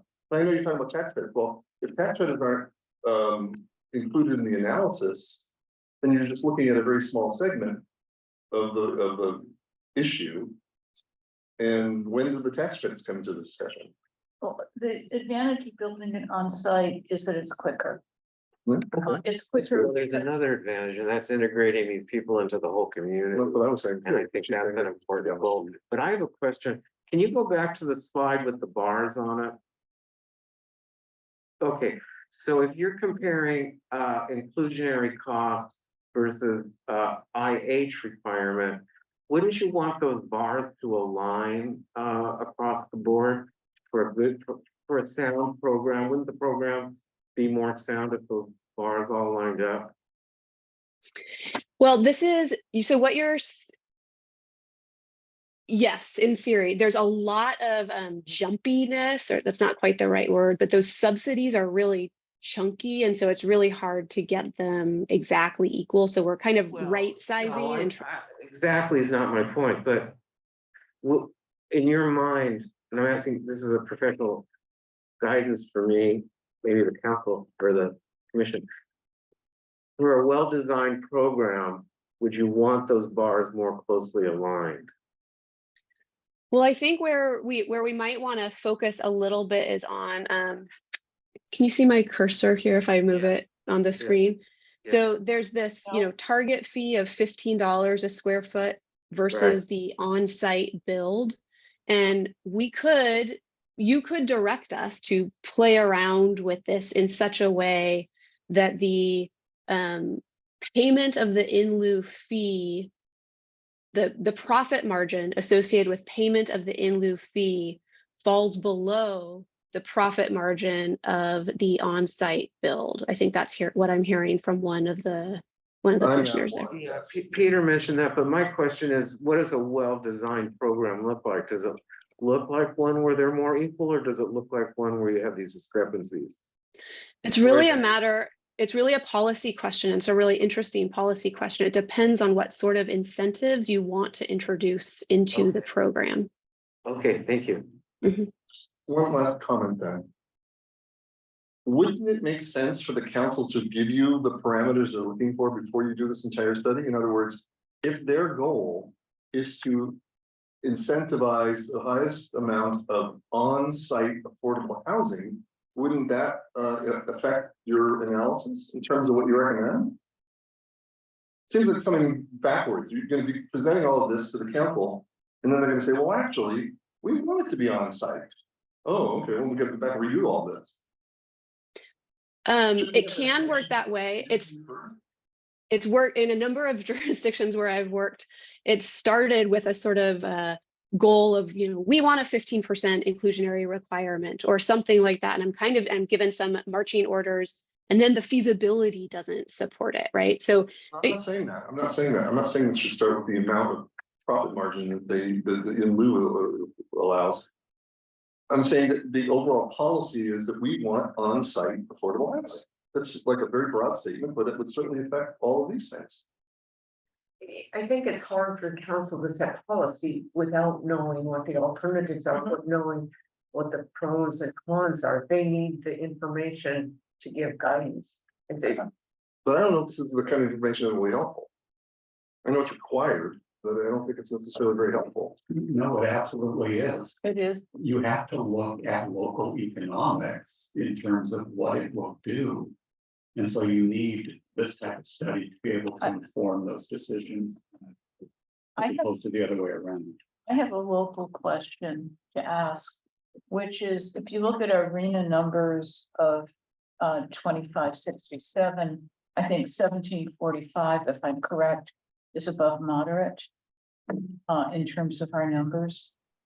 And we have in entitled land in excess of that number in the large developments that have been approved that haven't been built out, so that we will get, developers can choose to build, say in Mirawan or Asina or one of the other developments. They can choose to build there with having no inclusionary requirements for quite some time. Even if we have an inclusionary policy. And that's something, because we have that, do we want a policy? I'm looking at what Charlie said. What do we want with the land we have left? Because if that all gets used up, we'll get maybe 6% of the low and moderate, and then we'll never have a chance of ever meeting this year's numbers. And at the same time, aren't the builders going to choose to build inside the developments that have land right now? Where probably the original, I don't know if the sales cost will be lower, but the original land costs were lower.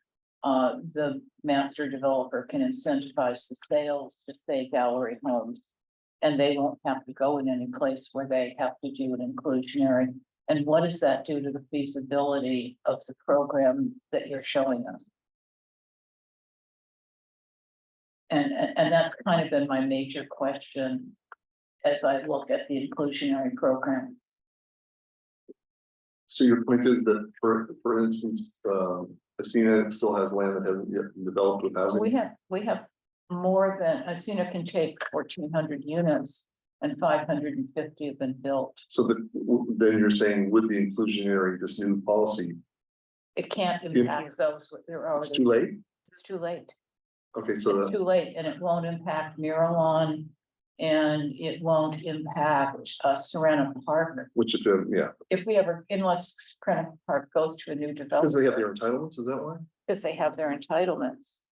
And so that I think is the biggest conundrum in the city, and it's in these studies that so much of the land that we have is already entitled without an inclusionary policy affecting it. I mean, even the small, I mean, we saw that with the small developments, the two smaller ones we just approved where the council couldn't,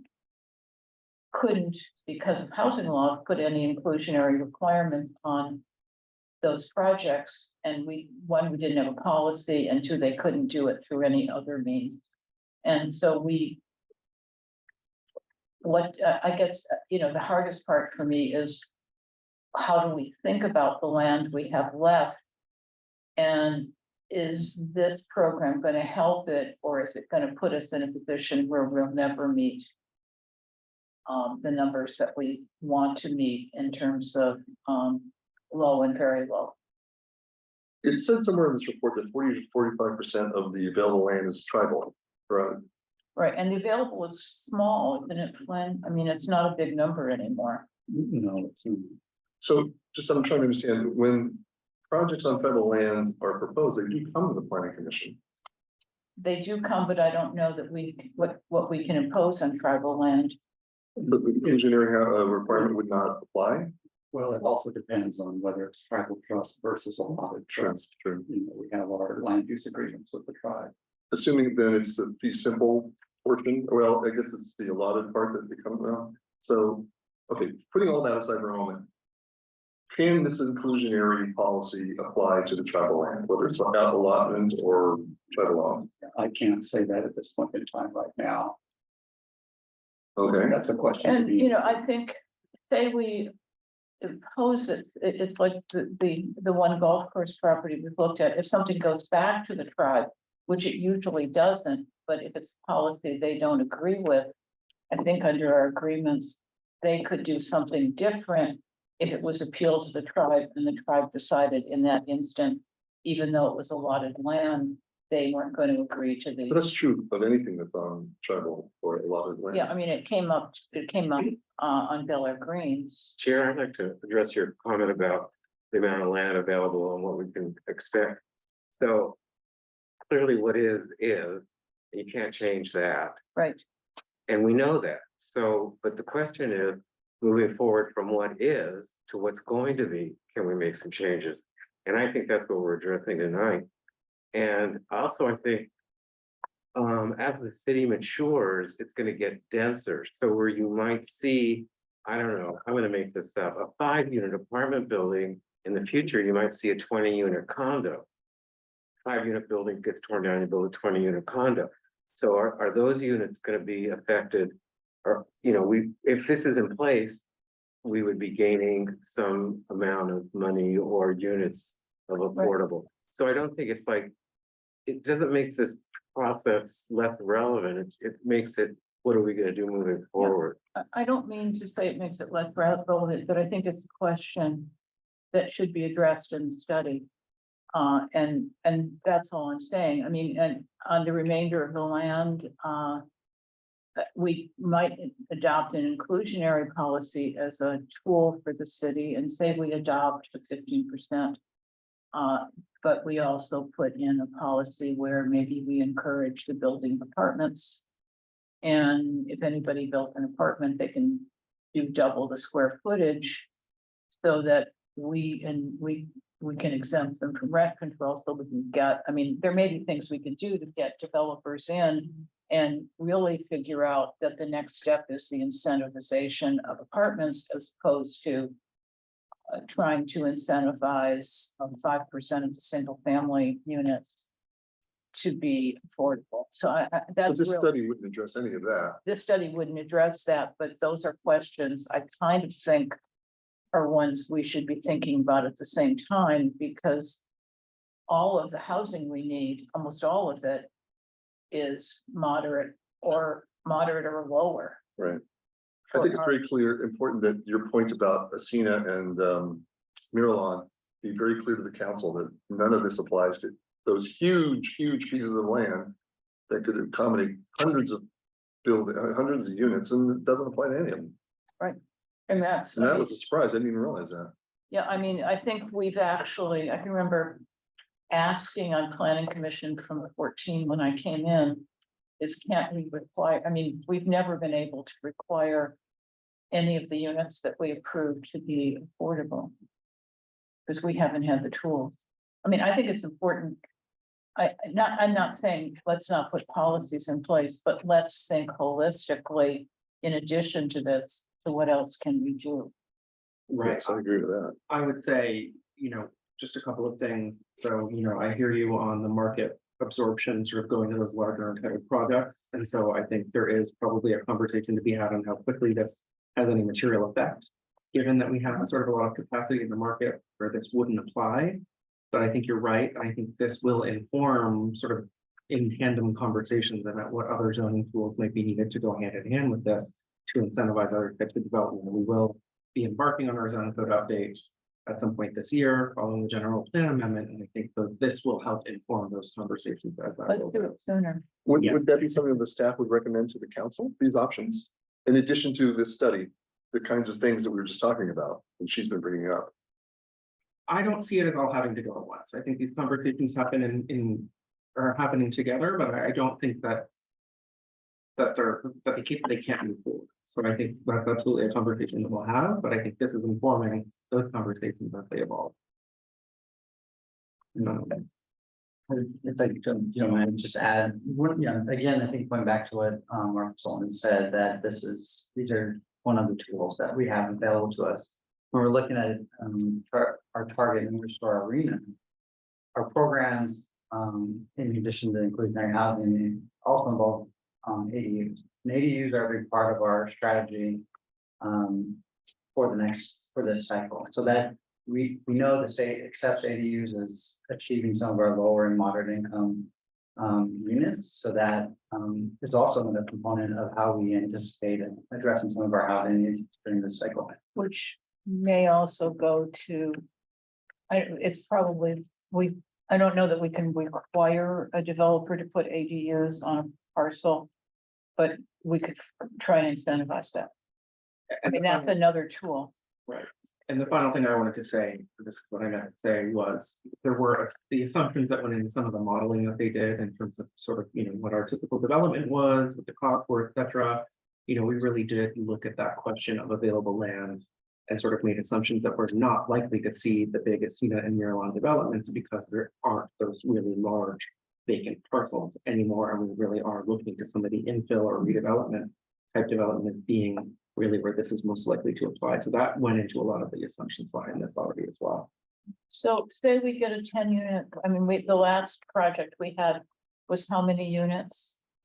24. What was 24. So we would have it at a 6% target. We would have gotten 1.5 units. right? And I think that takes us right into this next slide. Okay. Can I insert one thing? I think I stumbled, just as Chris indicated that he did, and asked for more explanation on, which was how did we get to the $15 fee? Something that might help for the policymakers would be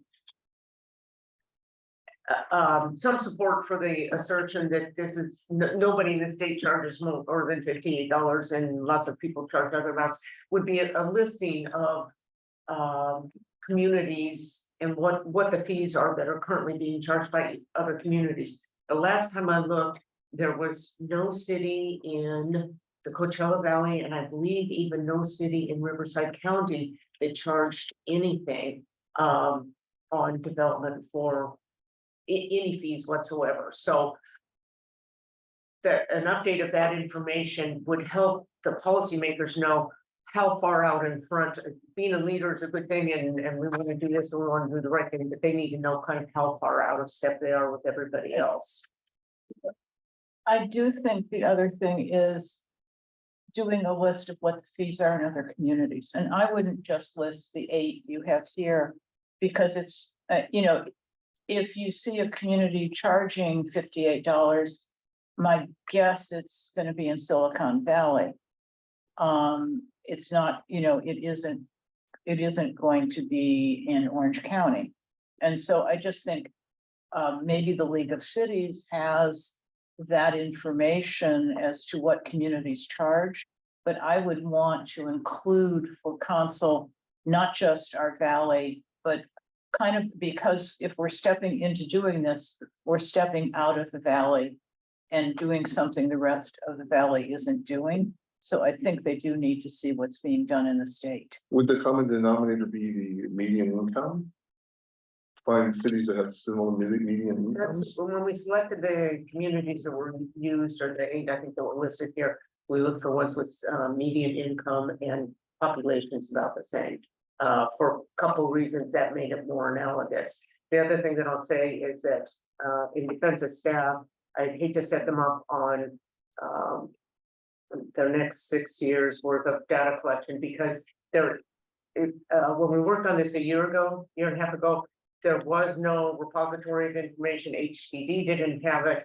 League of California Cities didn't have You're it. Nobody kidding had it. me. And furthermore, what you could get was, we sorted the cities by population and by median income to find out which ones could be used as models, and then looked up their ordinances online and had to talk individually with each one of them, because most of them are not implementing their ordinances as they're written, and it's labor intensive to gather that kind of information. The only reason I still would suggest something in addition is to give at least a tourist city. Yeah, And I mean, I don't know how Fontana quite fits in terms of median income and population, but it's not really a tourist city. and that's, They have a commercial in it.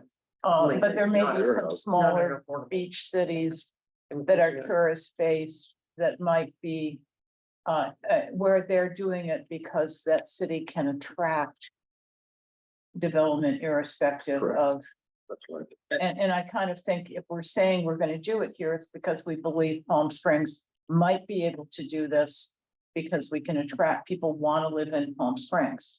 Right, exactly. Yeah, we agree, and I think, I think Ashley and Chinmay have certainly done more of that analysis than is presented here tonight. But I would just say, I agree, I think we need to find other tourist cities or other cities with similar characteristics. I think that Montana and Palm Desert examples are important politically for the policymakers also, who are going to be asked Yeah. what else is going on in the neighborhood, even if it's not directly relevant to our specific sort of demographic. So I think we Bigger need the- all of the information. Sure, the bigger the pie of information you have, right, then should include a lot more tourist cities.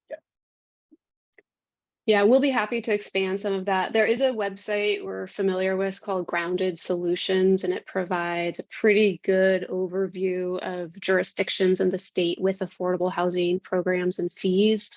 It is true that cities don't always implement their programs as written in their ordinances. We see that a lot. And so the information is not perfect, but it can help us to come up with, in a pretty efficient way, a pretty good listing for you.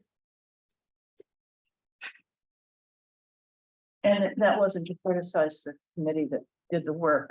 We know you did a lot of work. It's, we do this fee survey work a lot, and it is getting apples to apples comparisons across jurisdictions is tremendously labor intensive and really requires phone calls. It may be that, through annual progress reports on housing elements, we start to see HCD aggregating some of this information in a better way, but I don't think we're there quite yet. Okay, should I carry on? We have 10 more minutes and then we'll stop and go to the other project and then come back. And I know that if you can get through your slides, that would be good and there'd be no more questions for the next 10 minutes. Okay, well, I'll try to, to the point that you were trying to make earlier, we wanted to show some examples of how this might play out. And so we took an example project that's not so far off from something that you've seen kind of in the real world. It's a 25 unit market rate single family detached project where each unit is about 2,000 square feet. And then we've played out each of the three options that we've presented. So option A at 6% moderate would result in an inclusionary requirement of 1.5 units. And tricky to build 1.5 units on site because of that fractional unit. So there always needs to be some consideration of how do we treat this fraction of a unit. So the on-site build here could result in 1 unit on site, and then the fractional unit, some cities ask developers to round up and build it. Other cities allow a developer to pay a fee on the fractional unit. If the developer were to take the in lieu fee option, at $10 a square foot, that would be $20,000 per unit or $500,000 for the whole of the project, the 25 units. And then we run through that. In the interest of time, I might not go through all of the details, but in option B and option C, we run through the same scenarios. Option B is fairly straightforward because it's 2 clean whole units. One would be moderate, one would be low, built on site. But at $15 a square foot, the in lieu fee would be $30,000 a unit or $750,000 for 25 units. And option C at 9%, you would get 2 full units on site, pay a fee on the fraction 0.25 of a unit. And then the in lieu fee scenario would be the same. I'm sorry to rush, but I'm feeling like I want to get through to the rental on the rental side, at least this first slide for you. So switching gears a little bit, again, the economics of development are different, so we think about the programs somewhat differently. And here we've laid out 4 options, again, trying to present you with various trade-offs for your consideration and discussion so we can hear you wrestle through it. All of your discussion is really helpful to us. So option A is targeting or gets us to a fee in the realm of sort of $10. And what we're trying to do here is what is the most low income units we can get in a way that is aligned with that in lieu fee of around $10. And that is a 4% inclusionary requirement targeted at low. If we want to, if we can increase the fee to about $15 a square foot, we can up the inclusionary requirement a bit and maybe even eke out some very low units. So this is a 5% inclusionary requirement split half very low, half low. If 5% feels not robust enough of a program, it would take 20 units, a 20 unit development to get 1 unit built on site. And you want a little bit more there. Option C and option D start to raise that total inclusionary requirement. And we start to, we can target 6% just focused on low. And option D is a 10% inclusionary requirement. We can go a little higher because we're bringing in some moderate income units where the subsidy is a little bit less. So here again, we're trying to blend income levels where possible just to create some of that diversity. We are able to incorporate very low in at least one of these options just for discussion purposes. And so that's this slide. And then we have a different profit or a different metric for measuring feasibility with a rental product. It's this yield on cost. And this is the same type of analysis where we show what is our yield on cost without any inclusionary, what is the maximum feasible fee if we're solving to get just at that go, no go threshold, which is too tight, but that would be an $81 a square foot fee. Where does our feasibility land if we're targeting an in lieu fee of around $15? And how does that $15 in lieu fee equate to various on-site requirements? And then we follow the same pattern here. We're looking at this again, we're in the rental realm. So looking at a 25 unit market rate rental project where each unit size is about 1,000 square feet. Again, market rate here. And we can pick any one of these to talk about at option A, for example, 4% at low with a 25 unit project at 4%, that results in 1 unit. It would be a low unit built on site, or if the developer opts to pay the fee at $10 a square foot, that would be $250,000 for all 25 units. The other options up the fee a little bit to $15 a square foot, and we would see an overall in lieu fee amount of $375,000 under each of those options for 25 market rate units.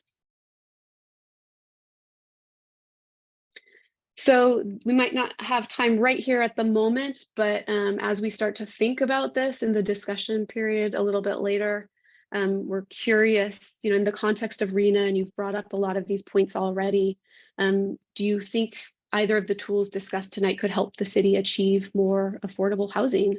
And with respect to the commercial linkage fee, curious to hear you, and we've talked about some of this already, but what are the primary benefits?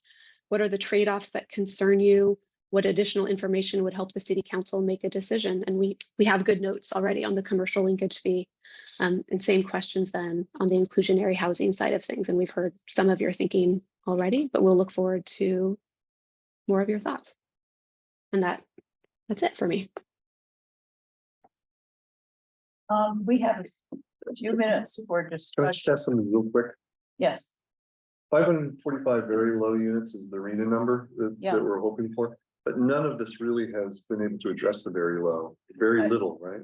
what will address the very low is the commercial linkage fee. If you get the commercial linkage fee, the city will have some money in funds to work with nonprofit developers who are amassing other pieces of funds. So if the commercial linkage fee is doable, it's very valuable. I mean, the $10 million the city got from the state recently helped us, was it build 140 some units of housing? And we've used only 7 million of that, if I'm correct. And also adding to that in terms of the commercial linkage fee, but also the in lieu fees paid would help to then go and build Yeah. the very low. So did that, well, you talked about the 7 million or 10 million, is that applying mostly to very low? The millions, the 10 million we got from the state was really applying all. It's been all applied. Some of it was moderate. I think there was some, it was used for some moderate units at the Scavi, still the same name. Aloe. Okay, at Aloe, I think there were some 80% units as well as, but it was used, it did apply to the very low. So when you get the linkage fees, those are mainly used by nonprofit developers to assist them in their building of rental units. And the inclusionary program would probably be very valuable, both for linkage fees and also if it's built on site to do some ownership housing, but some on-site housing. So both of them, if we can do them, would be valuable, but they're not the only tools we need. That's my feeling. But you have a lot of experience in this, so what you're saying, is that part of this recommendation ultimately? Is this the organization going to be looking at those sorts of things that he's talking about, in terms of the application, commercial linkage fees and all that, for the very low and low? So I that don't seems to be the think we're bigger gonna issue. get, we got fewer housing units in inclusionary. If you were looking at low, so I think some of the inclusionary is more useful for the low. I mean, our biggest need was in low, and when she did her earliest charts. But the moderate, you can get low and moderate from the inclusionary more easily than you're gonna get very low. Unless you're getting the Well, if you get the fee, if you get that fee, you and can, then that can be used for very low. it can be used for It can very be low, used so anything they're essentially. both useful, and given the size of the projects, even off-site. Put into a neighborhood that has rental. Can be very useful for a rental project. I mean, I would say both of these programs, if we can do them, are exceedingly useful. The question is, are they feasible for the city?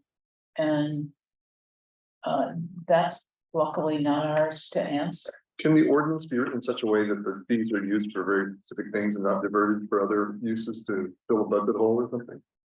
Yeah. Absolutely. Oh, the fees Yeah. would have to go into a housing fund. And that can't be just It can't diverted be- because of a It can't, crisis. or something. it would have, the language would have to be written that it goes into a housing fund that can't be diverted. You know. Measure J can be diverted, for example, the way that was written, but and it generally isn't. Except maybe during, and I think it wasn't even during COVID. But you could, if you're doing this, a developer isn't gonna wanna pay those fees if it doesn't go into that fund either. That would be fraud. Would these types of programs work separately in conjunction or not at all with some of the incentives I think were recently adopted for more dense buildings? What's the interaction there? They definitely can work hand in hand. So I think the idea is, and I think there's some language in earlier reports that were done that show how there can be sort of overlap between the programs. So developments that include inclusionary housing can also take advantage of the state density bonuses and things like that. And the city could And impose some cities incentives, additional, right, so we have incentives now for affordable housing projects that contain a certain amount of affordability. Right. Depending on their level of affordability as well as their percentage of housing. And when we do our zone code update, I think we can absolutely revisit that and make sure that it works in tandem with what we do. And the other question I had was, we are Was at time, so are we close to finishing this? I just have one. No, I just want to know, because otherwise we're gonna go to the other project. Yeah, I don't know that we have any additional information to present. Then why don't we, then you're recognized. Sorry, No, it's okay. well, you have a question. No, it's okay. I just wanted to be fair to the next. I'm sorry, are you asking for more questions or are you If there are saying, more- do we have comments? If you to have more wrap up comments, now? this is, we can come back to it, but if we have more wrap-up comments, I think I'll take them now. We're close to done. Mine are rapid. I think Oh, please. having questions as we went along was helpful and I appreciate the presentation because it explains a couple things that weren't clear to me as I read this. My recommendation is that we should pursue both the inclusionary housing ordinance and the linkage fee. I think that it would be helpful to, as I mentioned before, provide some additional information to policymakers regarding what's going on in the marketplace in competitive cities so that we know kind of where they would stack up. And otherwise, I think most of my questions have been answered and I compliment staff and the consultant for putting together what's up information into a digestible form. Peter? I pity the members of the commission who weren't here for all this, and they're gonna have to go through this all over again when it comes to the final report, but what the heck? We can be the experts and they can just sit quietly. Do you have wrap-up comments? I don't. Michael? Yeah, I just have one, well, first of all, it's a lot of work and thank everybody for this, and it was really illuminating. I came into this thinking that on-site inclusionary housing was the answer. Mr. Irvin commented on it as well. I think it makes for a more integrated community, and I've always been opposed to thinking like there's gonna be this neighborhood of all affordable housing, and then there's gonna be every place else. But having heard the arguments that we do need the cash to incentivize very low housing, it's obviously gonna be a balancing act, and like the chair said, thank God it's not me, I'm not gonna make that balance, but I think that it illuminated for me the need to balance between the money for subsidizing very low housing, affordable level, and then the rest of it. So I changed my thinking by this presentation. And I have something I forgot. I appreciate the $15 a square foot and how you got there. I would actually suggest that we look a little bit higher than that because I think that there was a little bit of room. Not that it be designed only to minimize profit to the developers because we don't chase them off, but if that inched up a couple of dollars, I would think that would be an appropriate thing to do. And I also think that, being more accepting of an in-lieu fee, in the sale market rather than the rental market. Or not trying to put very low home families into a home purchase, but trying to get them into a rental purchase, I think is more successful for a number of reasons that I'm sure the chair could enumerate. And even low income, sometimes it's a little bit of a tougher fit. So if there's a way to make it a little bit easier in the for sale houses to accept the money to then build affordable rental units for very low and low, I think that's a good thing to do. And I was just gonna say something that kind of ties into Go what ahead. you just said. Is it possible to write a ordinance that pegs a specific fee amount, not a percentage, but a fee amount to an inflation scale? I don't know, but that's something that we can look at. Because I mean, $15 today is a lot less than it's gonna be next year and the year after that. It's very common that that would be the case. There we go. I think it was a good discussion. I agree with all of the comments. I don't think we have to go all inclusionary or try and build everything on site, because I lived in a neighborhood where I had 5 small apartment buildings around me that were very low income in Santa Monica. And you would never, ever know that you were living, they were completely integrated, even though they were separate apartment buildings, and you absolutely would never know that people were in a low income building. They just existed in the community. And if you think about some of the low income buildings we will have, like the Aloe, that will fit into his community beautifully, and we'll never notice after it's built that that it was affordable. So I don't think we have to be, everything has to go in that community. I do think it's easier to go to low and moderate in the affordable, in the rent, in the non-rental.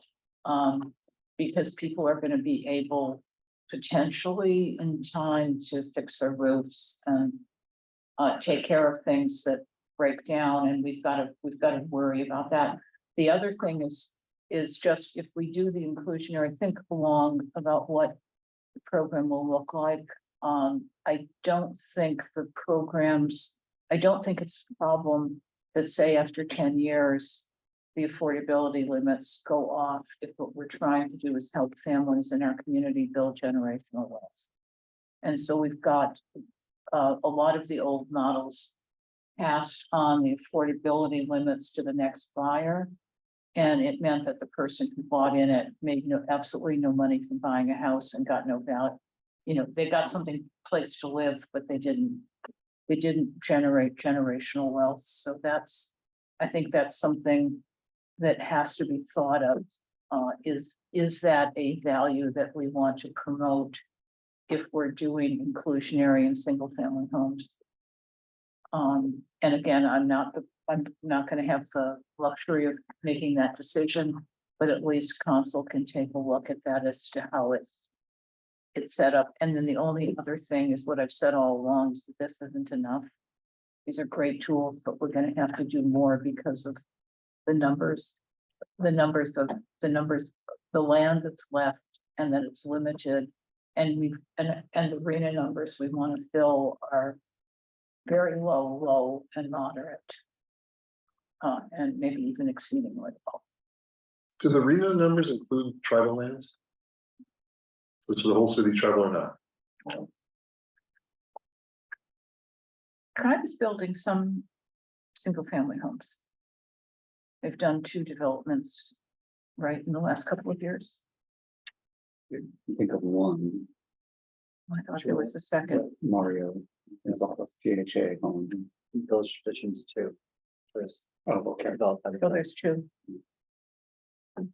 Anyway, thank you. I hope we did enough for you on this round. Absolutely. We really appreciate your comments and additional things that we need to look at as we try to wrap this study up. So appreciate your comments. That will inform us.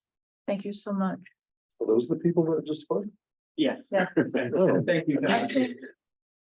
Good to see you. Thank you. Sorry you couldn't see me before. Thank you. Good night. Okay, moving right along. Before we move along, I want to say what a pleasure it is to have an audience. And what a pleasure it is to see my colleagues in person. And a pleasure to have Flynn with us again. Good to be here. And a very patient audience. Thank you. It's funny because it's been 3 years since we actually had people looking at us with eyeballs as opposed to on Zoom, which you could be any, who knows? And it's, I have to get used to it again. I'm not used to it. Luckily, it's not a full room. People are angry, so Not yet. That will come. that comes later. Okay, McKellar McGowan Holding LLC for pre-application to construct the 188 unit residential development consisting of 140 townhomes and 48 apartments on a vacant 12.4 acre parcel located at the southwest corner of North Indian Canyon Drive and Racket Club Road. Staff report, and this is a parcel that has a history with us. So if you also, as you do your staff report, you might want to talk about the history of the parcel as well. Thank you, And so Madam Chair. nice to see you, Dave. Thank you. Thank you. It's nice to see you all this evening. So this item is a study session on a fee application for 188 unit multifamily development consisting of 142 story townhome units. And those will make up, the makeup of that is really 3, 4, 5 buildings. A large portion of the 12-acre site. Another portion of the site will also include apartment units, so 48 total and within a 3-story, 2 3-story buildings. So all of these units will be offered for long-term rent. And they are not to be sold at this time. The project also includes an amenity building with a pool and spa. But just to give you some context, the site it's historically been known as the Art Colony site. It did include a commercial shopping, portion of the site included the commercial shopping center that has been raised with the exception of the Del Taco that remains there at the westerly end of the site. Del Taco's still there, but the other buildings are gone. So there is some history on a portion of the site relative to the commercial component. The other portions of the site, there have been development projects and proposals proposed over the years. I think we've seen at least 2 or 3 projects on this site since I've been here. So there have been several development projects that just haven't moved forward for. Can I ask, are they the same owners to the one that was 2 years ago or 3 years ago that came before us and we had comments? I don't, well, the current ownership is acquired the property in 2008. This is a different developer who's proposing this. They would be acquiring the property, so. Okay, so the people who presented we gave them all kinds of, that's all gone. This is totally- Are the people in front of us, do they own the property? No, that they're potential buyer. Okay. So, as you can see here, it is surrounded by Palm Canyons to the west, Racket Club to the north, North Indian to the east.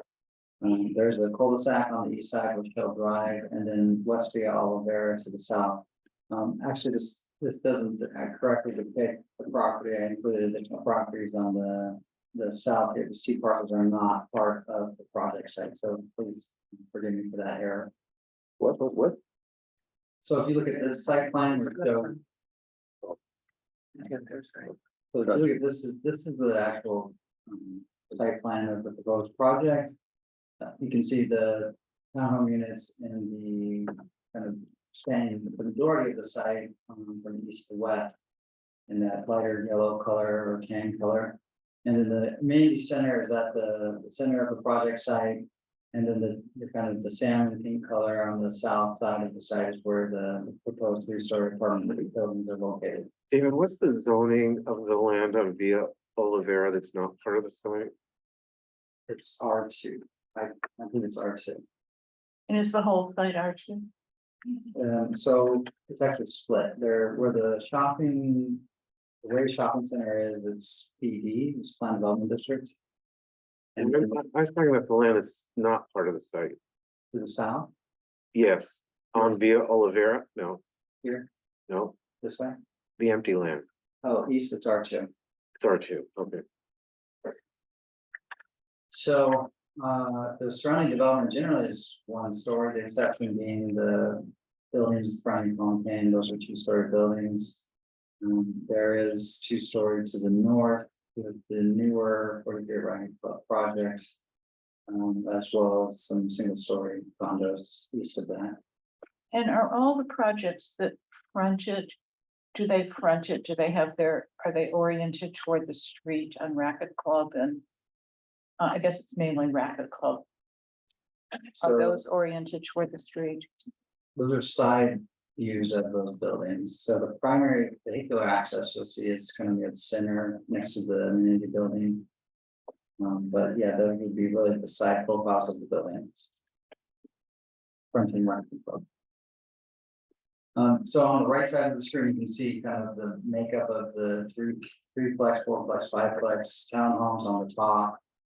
They give a rough count of those buildings and then the three-story layout on for the apartment building in the bottom right. They've provided some conceptual renderings of kind of generally kind of vernacular of the project architecture. They don't have final details on that at this stage because it is just a pre-application. But these would be the townhome two-story designs generally. And you can see that, generally they have courtyard spaces that back up to each other. And then on the opposite side of that would be where the project or where the units are entered from the garages. So they're gonna be rental, are they built to rent? Being built as condos with, and is this a build to rent project? With the exception of the two apartment buildings? It's, so in terms of the model, our understanding is it's only gonna be all for long-term use. And so this is being rented forever and it's not condos that will be sold in 20 years. Unless they propose a map, which would have to go through the proceeding. At this time, that's not what they're proposing. Okay.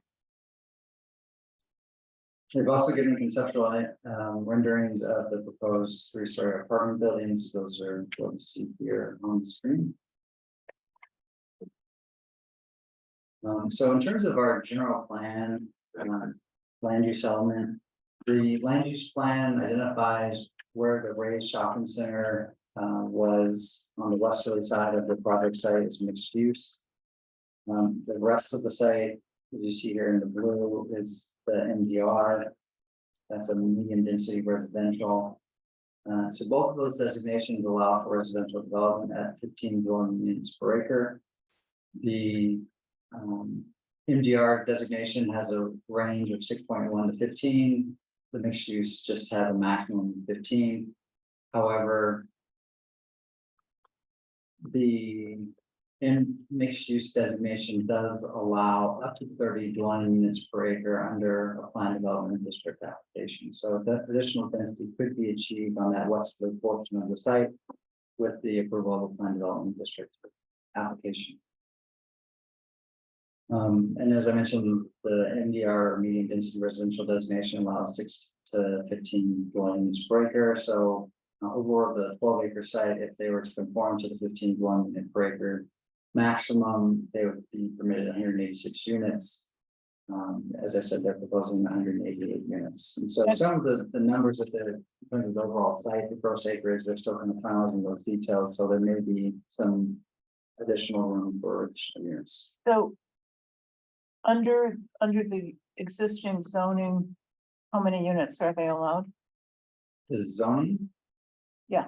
Of the general, so I'll get into the zoning here in just a minute. But But the general plan is basically 15 to the acre. And so, Portion of it could be up to 30, so that'd be where the shopping center side of the project is. But they need to do a PD right now under the current general plan. You know, and as you recall, Chair, we are looking at removing some of these requirements to achieve higher density, with the Right. implemented date, so that's something that we will be considering in the future. So, you know, look at ways to incentivize housing in those designations. I'm just looking at the 107 moderate income units. And For the- so they're gonna be providing 20 moderate out of the 188. And originally, we wanted 107.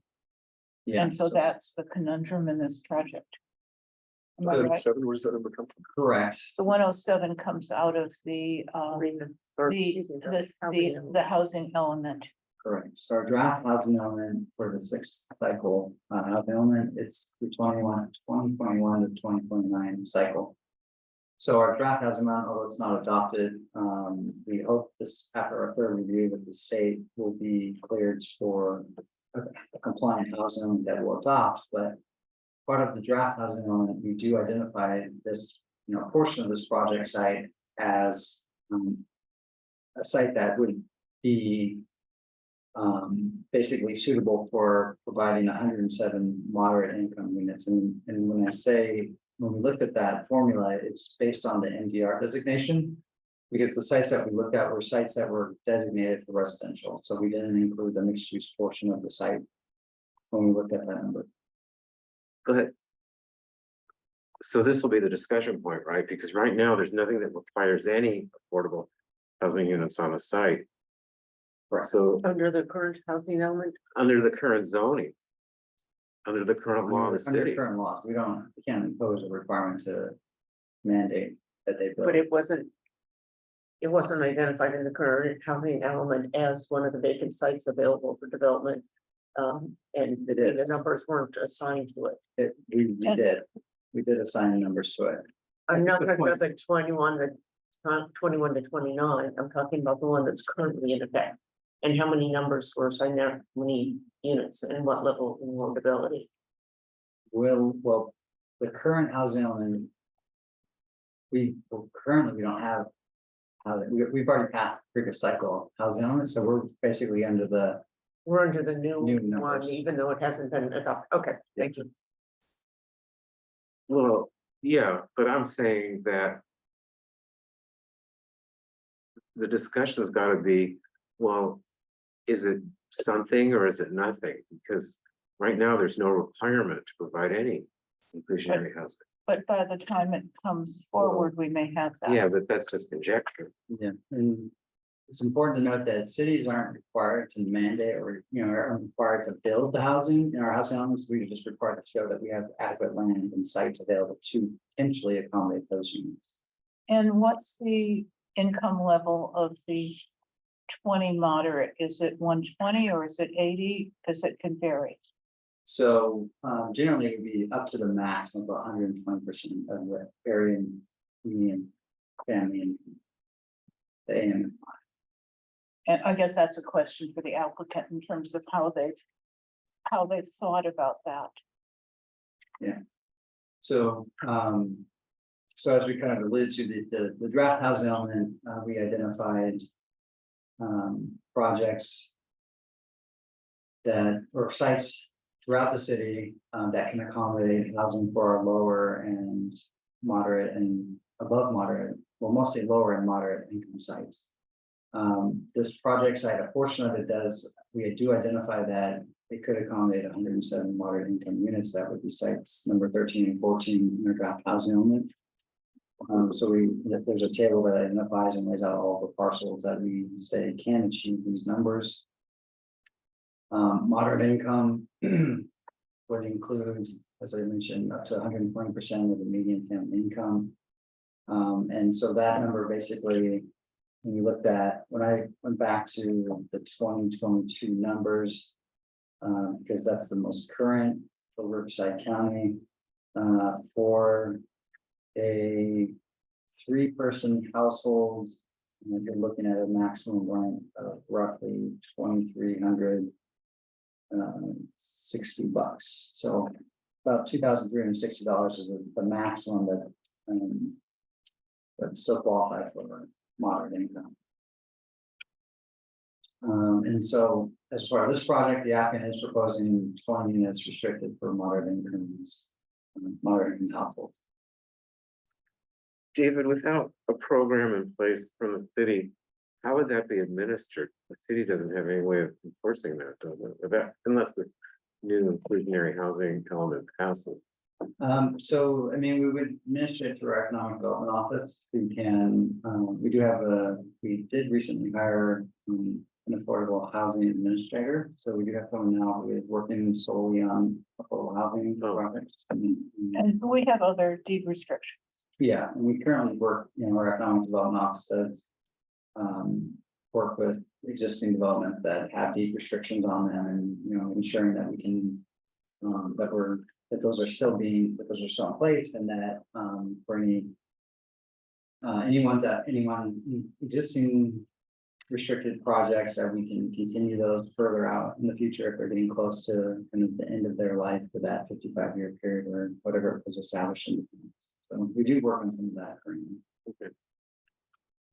So what they're offering us is over 10% of the project, correct? 11%, correct. 11% of the project. And so what I have here is just from our draft housing on this table, just kind of shows some of those numbers. I mentioned about 2,300. This is saying about 2,100. The numbers are a couple years older in this graph from 2020. But the latest numbers are a couple $100 more. So every year the state provides updated numbers. So it's expected that these numbers continue to increase over time. Do you have any sense, and that's just, obviously they don't know it yet, but what they think of as market rate rental? They may be able to answer that, so. Didn't they say it was 2,900?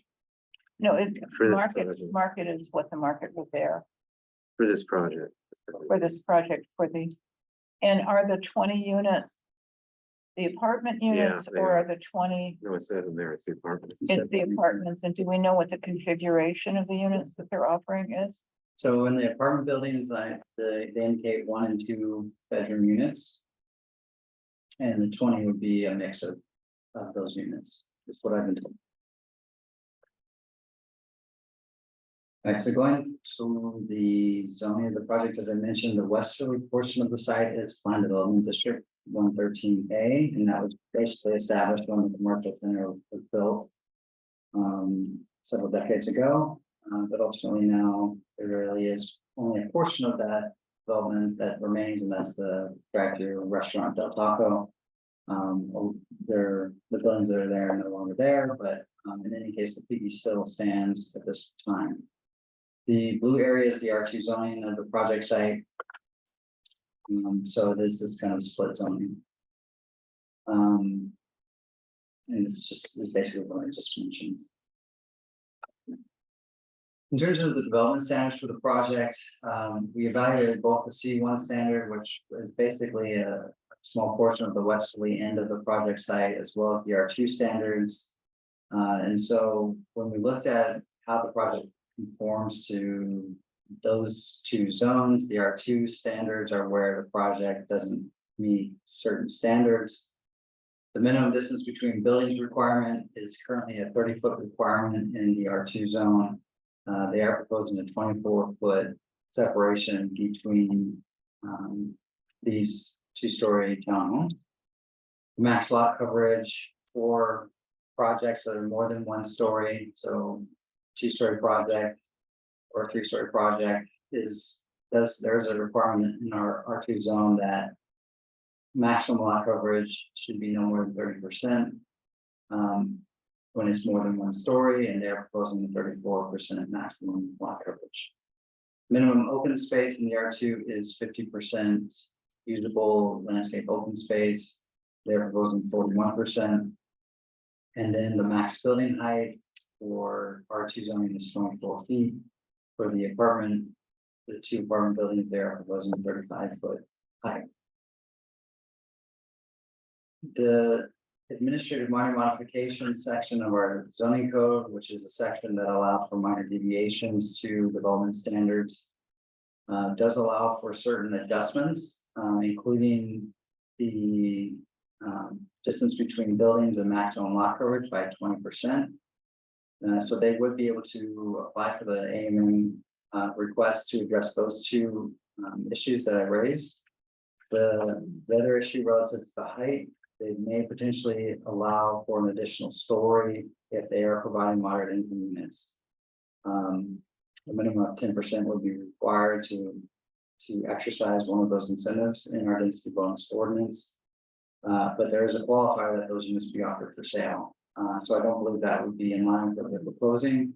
But that's what we have in our ordinance, and after looking at what state law says about density bonus and SB 35, it does say that for moderate income units, they are specifically for sale moderate income units, which is, you know, I'm sure there's a reason for that. So to get Could you get, to the 35 feet, would you have to have a variance then?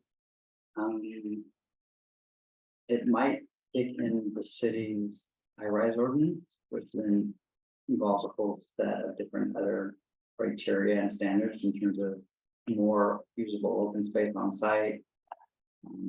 So it might be difficult to do it. if the units were instead available for rent to families of low income, could you get the density bonus that way?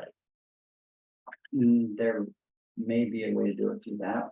If they were for low income, I think we just evaluated it under the moderate based on what they're proposing. Okay. And would you can be we able do to it get? with a PD? Yes, so that'd be my question. What was your question? Can we do it with a PD?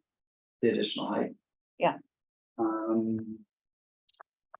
So as you recall, when we modified our I know. PD ordinance, we And made I it know very I difficult to did do that. things like that. So, in the staff memo, there is just a quick synopsis on page 5 and 6, where we talk about if they were to pursue a town development district, here's the development standards that they would have to evaluate and address under the PD ordinance. So open space requirements, they obviously, as I mentioned, they're running into a challenge there because they're actually less than what's required. Building height, see that's the second row there where we talk about it has to conform to the requirements of the comparable underlying zone districts. Yes for the 21, but no for the 3-story. And then, yeah, so those are really the two primary things that I think we wanted. Oh, in development form. So then the question also comes into play. With a 3-story project or a project that proposes 3-story, where do we see 3-story around this site? And there really isn't any 3-story around the site. So there's 3 things that we kind of we wanted to call attention to that, you know, in the past, I think historically we've always thought, well, PD allows us to do modifications, but since we've changed our ordinance to be much more specific and much more limited in terms of what standard we can modify, it becomes a bit challenging the process of that. Would we have to do a zoning change to be able to do this? For example, when I was in Santa Monica, we allowed extra stories if the housing was apartments leased at 120% of median. So is this a time where we could begin, and that would mean it would be all over town. But is that something we'd begin to look at if we did this, to allow more density if the additional units are restricted to a certain income level? Yeah, and that's something we can certainly look at.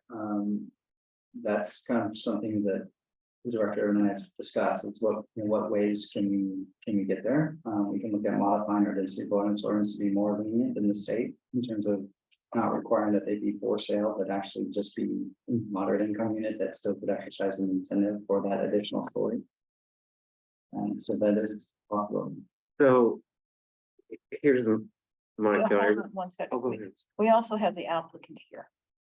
Is there a time now where we can introduce the applicant in this I just want discussion? to, yeah, I think I'm basically done with my presentation, but those are really just the kind of the issues that we're seeing with this project, and we certainly, again, this is the time where it's helpful for an applicant to hear feedback from the commission, comments on the project, issues that you see. Hear the issues that we're seeing from staff and how we can move the project forward and what solutions we might look at. So that's really kind of the reason we wanted to bring this for you, and the applicant requested we bring this to the commission. What are your favorite solutions? If this is I mean, one is you lose the land for your arena numbers, so that's a problem. But is there a solution you're looking at in this that works? Do you want more affordable units in this? Do you think this is viable? How do you feel about this? The applicant has given us some documentation that was included through packet as to reasons why they can't do more moderate income restricted units. From our discussions with them, they've done affordable housing projects, moderate income housing projects. That's part of their portfolio. So it's not that they don't want to do that, it's just that they didn't see it being financially feasible. I have a question for you. Assume that the commission,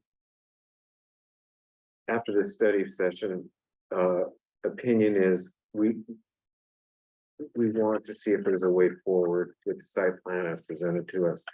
Can you get there? Is there a way to, through the zoning and so forth, is there a way to get there? Or are we just like, we can't get there, let's move on? There's ways to get there. We could do a specific plan and have it set our own standards for this. These assemblage of parcels really is what we're trying to do here with a specific plan. We've talked about that with the applicant and saying that that is another potential option to us. Other solutions involve changing our ordinance. Well, I mean, that's such a long-term thing to change an ordinance. Yeah, I think we're unpacking some challenges, and I think this goes to comments that we made in the previous presentation, which is we need to make sure our zoning code allows and sort of is flexible enough to allow for us to construct the affordable housing we want to see. And I think we're seeing in this example, perhaps some limitations on our zoning that we need to address. So I think tonight, to your point, I think we're looking, both us and the applicant, for feedback on sort of what we want to see on the site, if we're, if this seems like something that we want to continue to work on and how it's presented, so that we can get to work and come up with creative solutions to sort of pencil that out. So I don't know that we have all of those answers tonight, but I think based on this conversation, we want to continue to look at that and see what we need to do to solve some of these challenges. Well, yeah, that would be my preference. Do people have questions before we get to conclusions? I know I do, I have questions. please.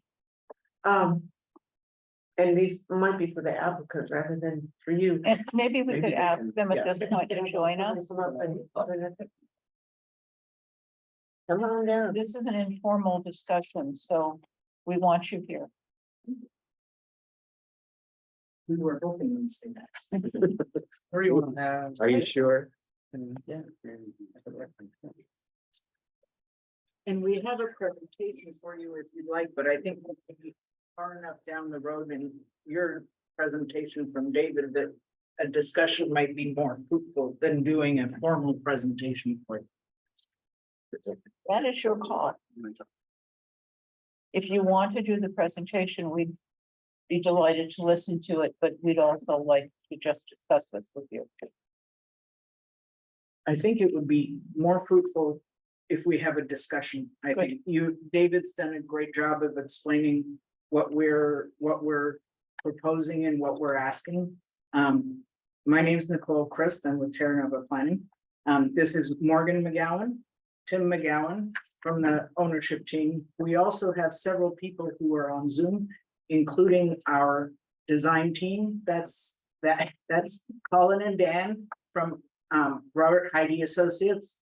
And they're actually on the screen, and we have other members, Chris McKellar, Scott Myers, sorry. And.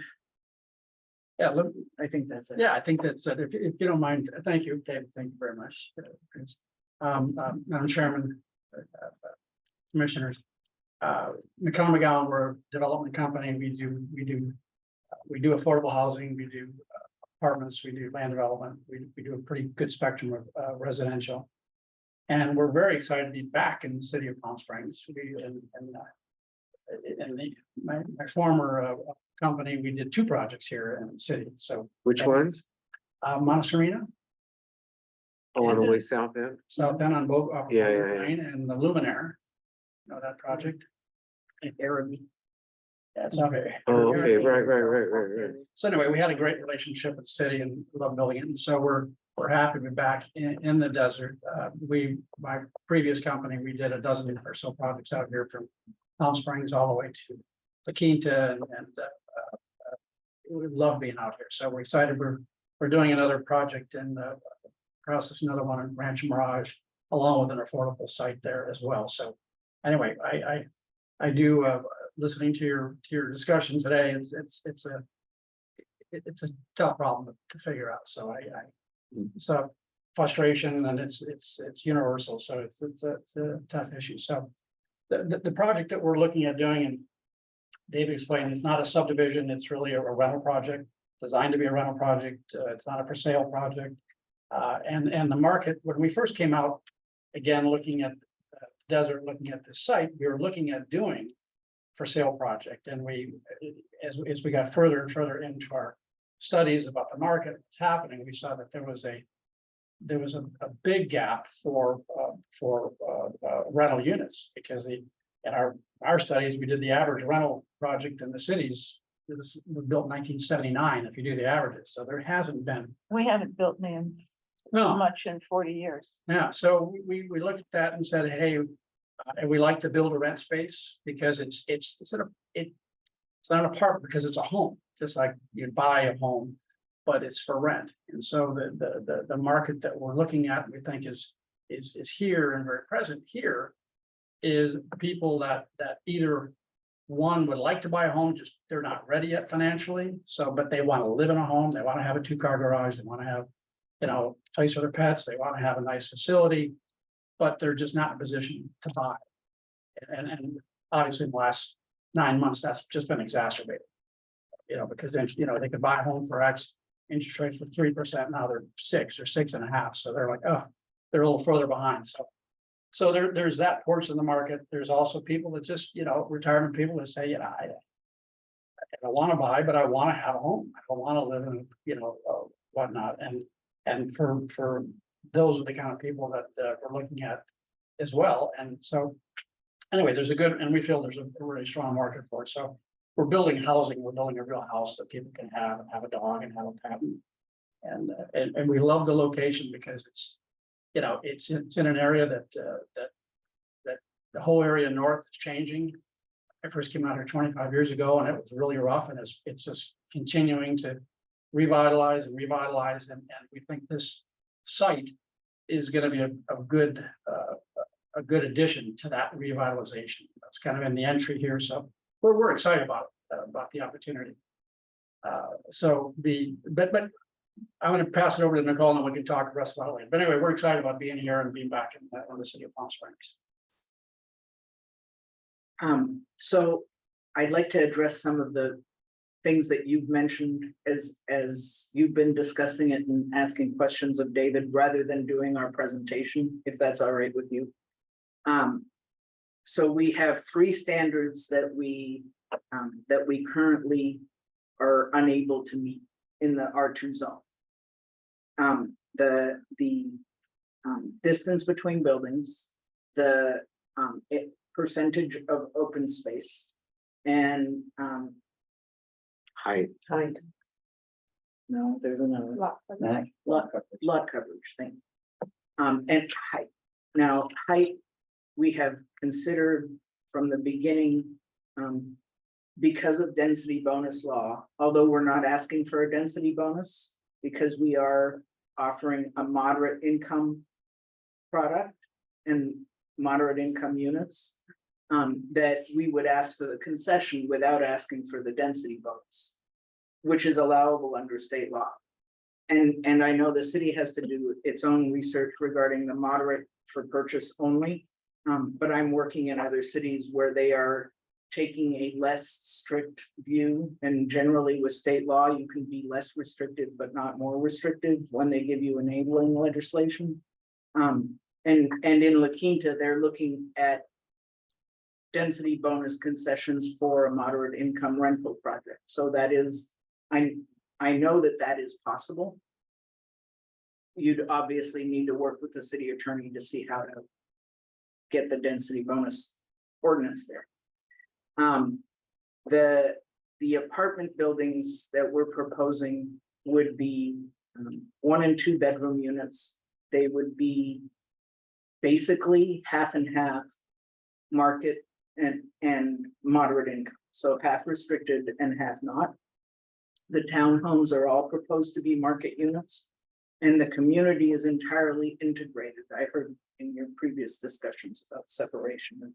So the folks who live in the apartments can use the common area, the pool, the gym, the facilities, just as the townhomes folks. Is one can. building of the apartment buildings moderate or It would be restricted? mixed. Each building is mixed, both buildings are Correct. mixed, okay. I don't think we're at unit counts exactly. I mean, other than the 20% of moderate, I don't know that we know how many of those will be ones and how many of those will be. No, but it's not bedrooms. all one building versus. No, Okay, that's not the intent. okay.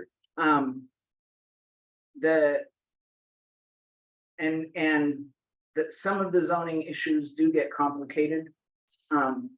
Quite frankly, it's impossible to build 15 units to the acre with 50% open space. That unless you go up, I mean, you'd be looking at a minimum of 3 stories. And as Tim indicated, this is intended to be more of a home field. This is not intended to be an apartment project. And so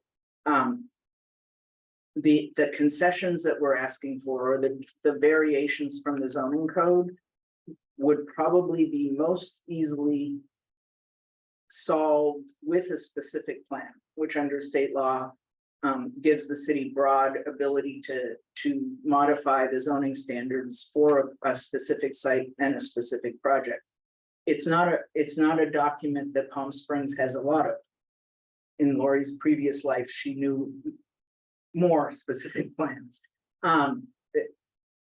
We're very comfortable with it, and we've talked about it amongst the team that a specific plan would be probably a reasonably easy solution, because it does allow a fairly broad interpretation and variation from standards. It can be adopted by either resolution or ordinance, and it becomes the site's zoning standards, and it applies only to that site and to the design that's applied to that site. And we're perfectly willing to go that So direction. it's sort of like a PD used to be. Yes, it's like a PD, except that it's a document, as opposed to PDs were the plans. A specific plan is like a little mini zoning ordinance, and So it had. Oh, I see. So it's not, you don't just get a set of plans and say, we're a PD because we're doing this, this, and this. It has development standards, has guidelines, it has to show conformance with the general plan. It includes sections on infrastructure and phasing, and so it's a little mini general plan and zoning ordinance for the site, Just And like our that's something downtown that you specific would- plan. That we all which love. we offer, Yeah. thank you. Which Yes. it's also something you would write. Yes, So, because we have some that have been, I think the downtown specific plan was written by the developer who wanted to do it. She said no, they wrote it. we wrote the specific plan for the downtown, The original one? I know you wrote all the amendments. those two. So you did those, okay. And the ones at the Indians and the golf course and, The canyon project, right, yes, that specific plan we wrote as well. and also the one for the College of the Desert. Yes. Okay, you've written all of them.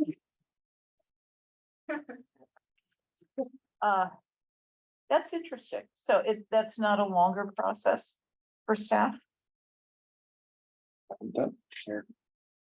It's longer than a normal entitlement application process, but it's another tool we can use.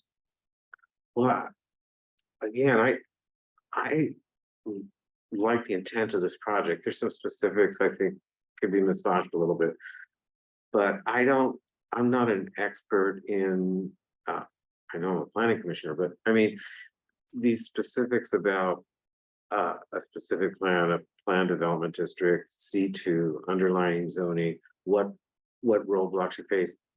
I think it'd be more our job to say whether we want staff and the developer to figure out the best way to get there, because I don't know the best way to get there. I'm just asking what that process is. No, I because- know, I'm just saying what I'm saying is this, I'm giving up, because I don't know how to, is the PD the best way, specific, this.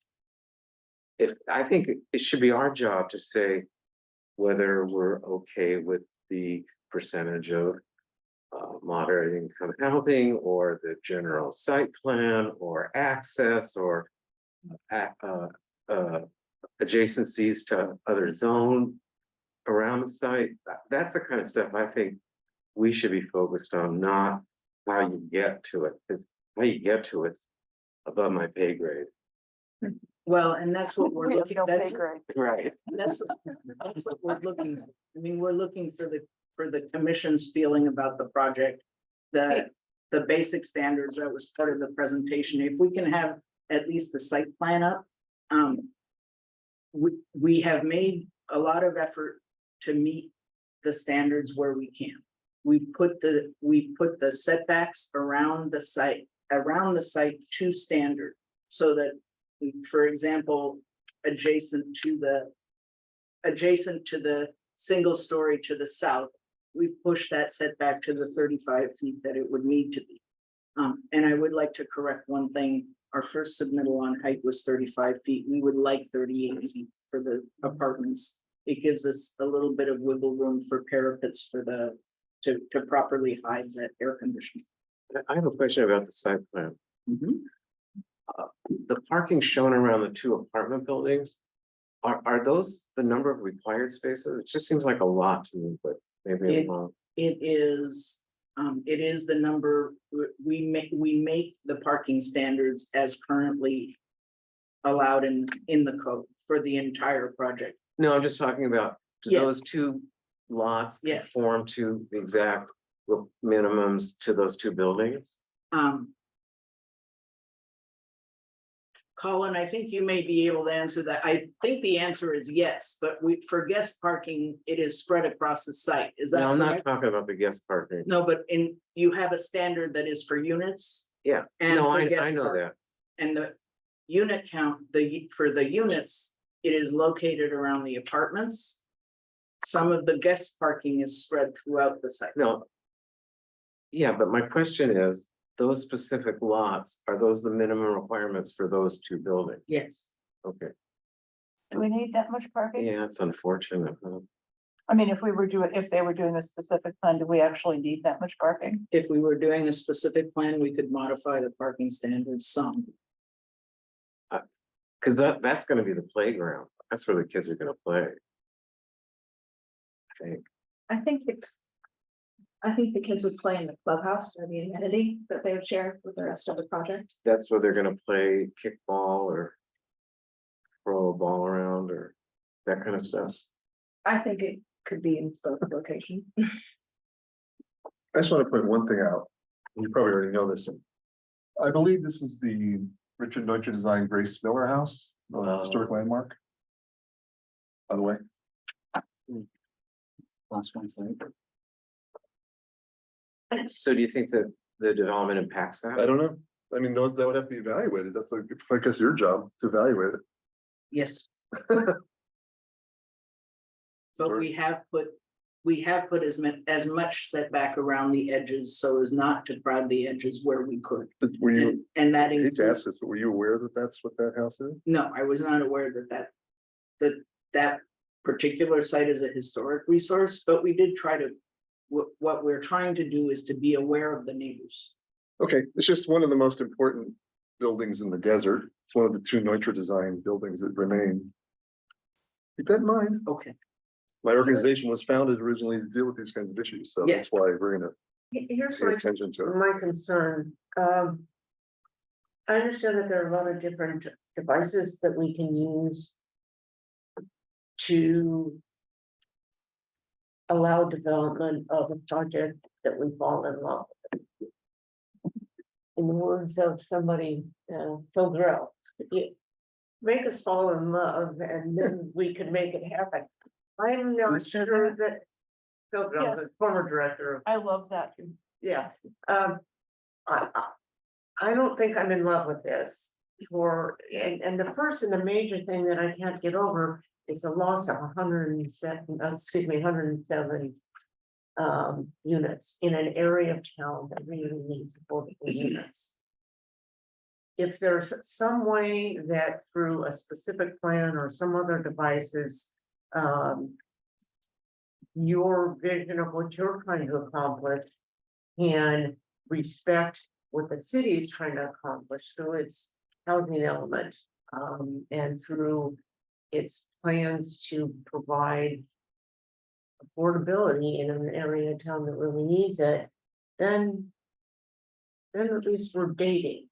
And I'm finding you a lot better looking. To torture a metaphor there. At this point, what I see when I look at the proposal is a lot of requests. And I don't see that balances against the disappointment of not doing more than 20 moderate units in an area that really needs it. It's. Yeah, and I wanted to go there too. And I know it's hard to find sources for moderate income housing. But doesn't the city have money left in its housing fund? Have they spent that whole 10 million? So we've been exploring different ways for us to make this financially feasible. As was mentioned before, we do affordable housing, so that is important to us to provide affordable housing. Especially me as a millennial, I can barely afford rent as it is, I'm one of those with the escalating rent prices and such. Through the tax credit program, we found that it would not be competitive, mostly due to the location of the project. It's in a moderate resource area.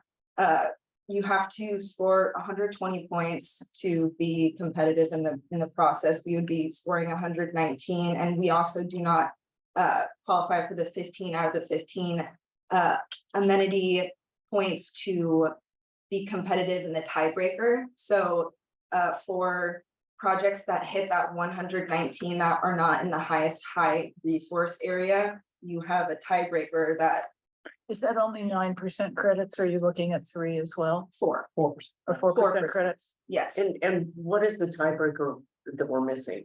So the tiebreaker is based off of different Proximity to. proximity, Transportation. you have to be- Which one? But you're missing something. so. I think the one point that we needed was that the transit had to run, and I'll have to look back, but I think the transit had to run every 30 minutes and ours is an hour stop. So there's little points where you can hit the 3 out of 5 if you're 2 miles within a school, but if you're in 1 mile, you get a 5 out of 5. So for this, the site fell perfect where we couldn't get that 1 point to get 15 out of 15, whether it been the transportation, proximity to it has everything from grocery, park, library, hospital. So No, that is from my experience. I completely understand that. Yeah, the But the biggest difference is the high resource areas. right, And right now is very, very competitive. I know, it's And if it been, isn't high resource, It's been competitive for 20 years. Yeah. Yeah. It's actually better in the desert than it was 10 years ago. But the high resource versus, and the city has nothing to do with it, with that designation. Right. The, without a high resource area designation, it won't go. It's not through. feasible. It It'll won't go die. through. Yeah, no, I But here's the, completely, but the question is other sources. So. Like, for example, the city, I think, used $7 of the $10 million it's had in its housing fund. Have you talked to them to see if this project, if you got some subsidy, if you could do more units at moderate income? We desperately need moderate income units for our workers. We have talked with staff about that. We also talked about the possibility of deferring some type of impact fees, and we're still left with a significant gap. We've also looked at this project of trying to mix different ways of, adding more apartment flats to moderate income, or even putting the whole entire site as the max density you could allow for moderate income, and it's just not feasible. We would not be able to get it financed with any partner. The 20 units that we have right now was the best way that we could balance the model with the, land basis, construction costs, interest rates, so that we could still get interest from a partner to build. And you the wouldn't project. want to go higher to get more units? I Higher, know this, I don't know what height you need to get a platform at and what the cost, where the costs increase. Well, But if we gave you more height, could you do it? well, the problem, that sounds good. It's like, oh, we get more height, we get more units. The problem is this, that you see, there's a 3-story garden walk-up. okay? Right. It's a wooden building. It's a framed building. No, and that's what I was You've got to- asking. Do you have When to you do, go higher, do you to have to get do a that, to podium? any parking restrict, you're gonna go underground, you're gonna go, the cost just, exponentially they goes just up, go so. up, like, it goes out of reach. And it also changes the quality of life for the project. I mean. the I'm not as intent- worried about the quality of life. I'd rather get people into a unit. It's an economic thing. The cost goes sky up. And so the shortfall we saw that we have, because we were gonna do a portion of it, we talked to you guys about, because that was our intent. And then we looked and we did all of, Morgan worked on it for months. But, the shortfall was like $12-13 million. we also worked with Chelsea Corporation as well, who does a lot of affordable, I know them, yeah. yes, so. Chelsea. do you have a nonprofit, or not? Affordable housing, Under part of your construction, team? We do affordable projects. We've got one, we're building No, 136. but are you a not-for-profit? Are you a nonprofit?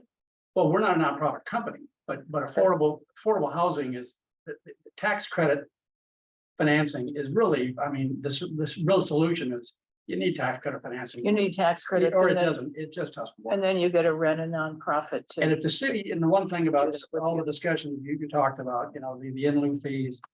Sometimes, you adopt something like that, and we're not suggesting how you fix that problem, because it's a problem.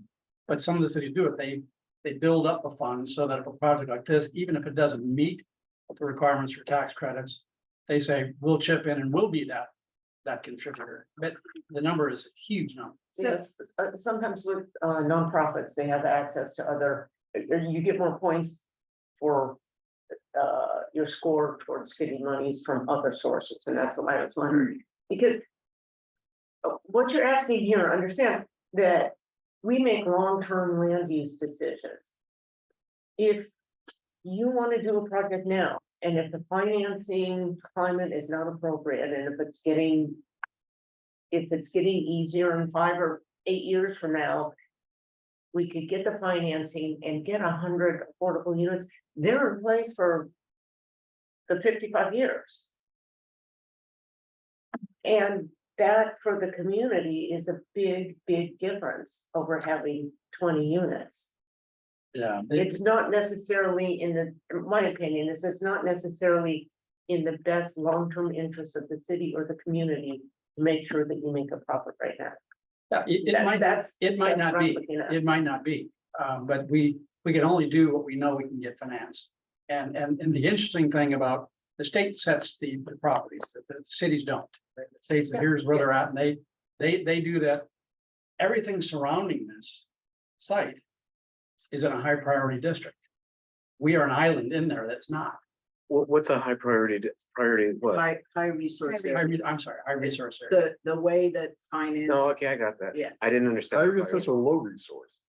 The higher the They use high resource, resource. there's highest, high, moderate. The higher the resource, the more likely you are to be funded. Meaning that they need more resources Yes. because they have so few. Yes. Yeah. Oh, okay. that I makes mean, sense. the people who live there have resources, and that's The- that's yeah. the goal So from the tax credit program.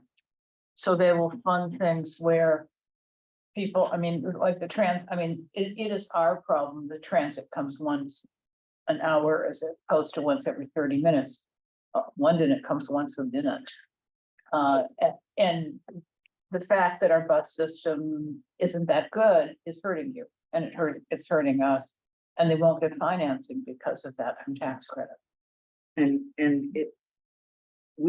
because we have become more urbanized in the last 10 years, we are scoring much better. There are projects all over the valley for very low and low income units that are getting tax credits and getting through the funding agencies.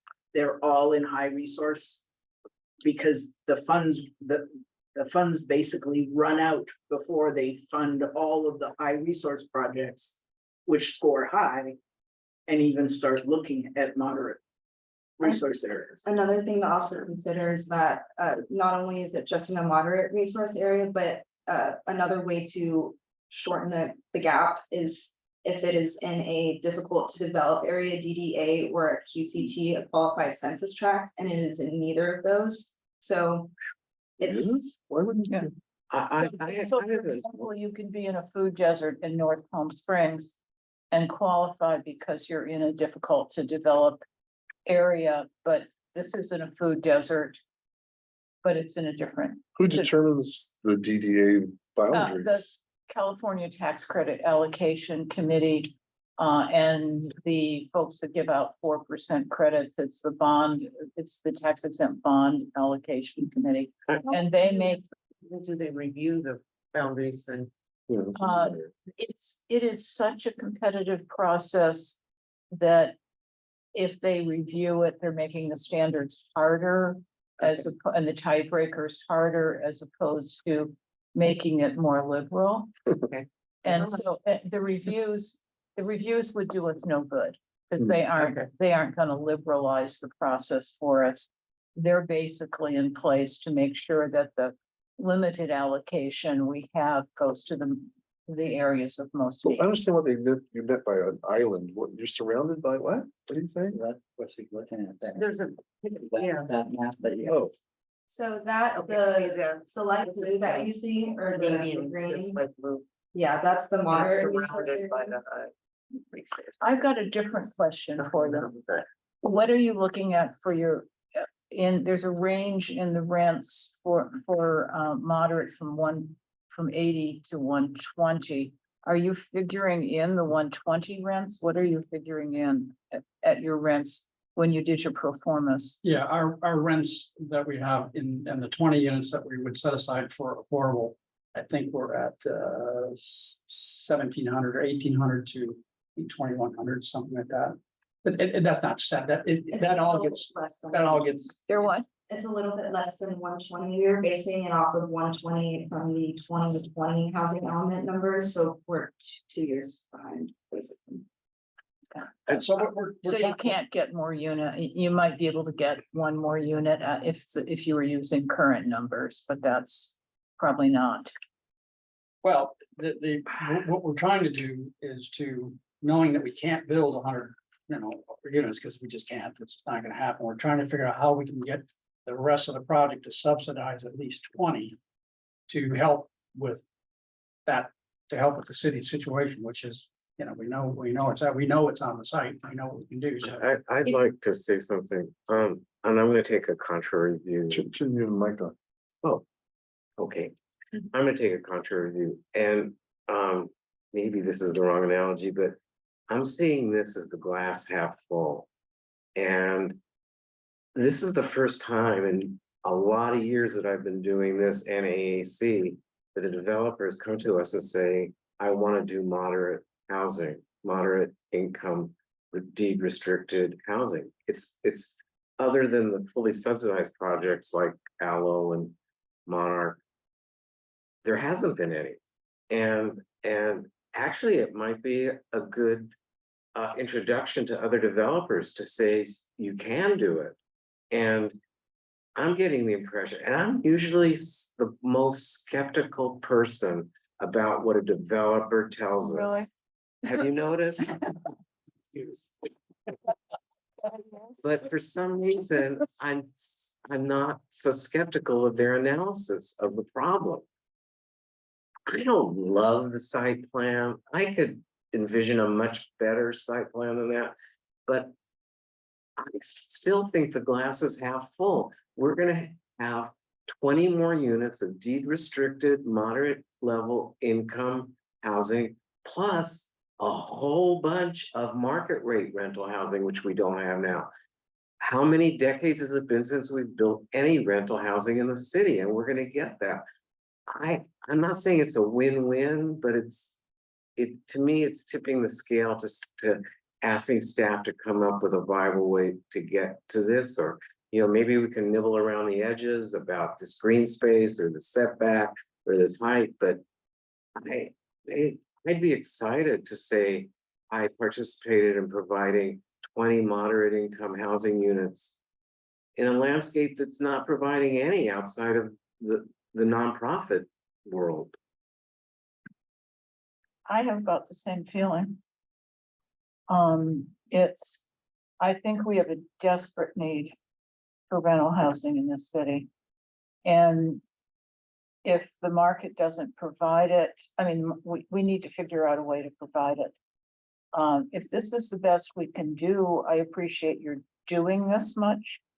The only thing that I wouldn't feel comfortable with is if this was a build to rent, in that you intended to sell it later on. But if it's really rental housing, then I think this is, you know, this is something I would like to see, and I'm disappointed we can't do more. I would like to do more. I would like to, you know, I wish the state was providing resources for moderate income housing. Because that's a need we've had for a long time, and having the market only be able to build luxury housing is really what's been going on for 20 years in California or more.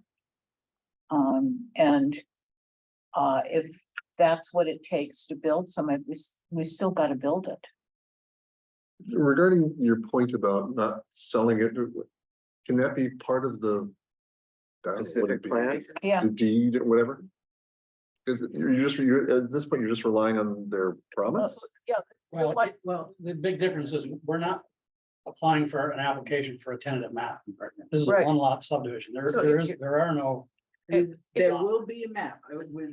There will be a map, because right now we have 25 lots and you can't properly build over So lot lines. but it'll be one So map. there will be a map to lot. clear easements to make this one big lot. I think the point is that we've approved rental Yes, we properties know in the that's- past, yeah. and then sometime during the entitlement phase, or maybe even during under construction, they come back to us and say, oh, we changed our mind, we want to sell these units, and Well, we've agreed to it. I- But is there a way that the specific plan could lock it in kind of in perpetuity? You could do it through the specific plan. You could do it as a map condition.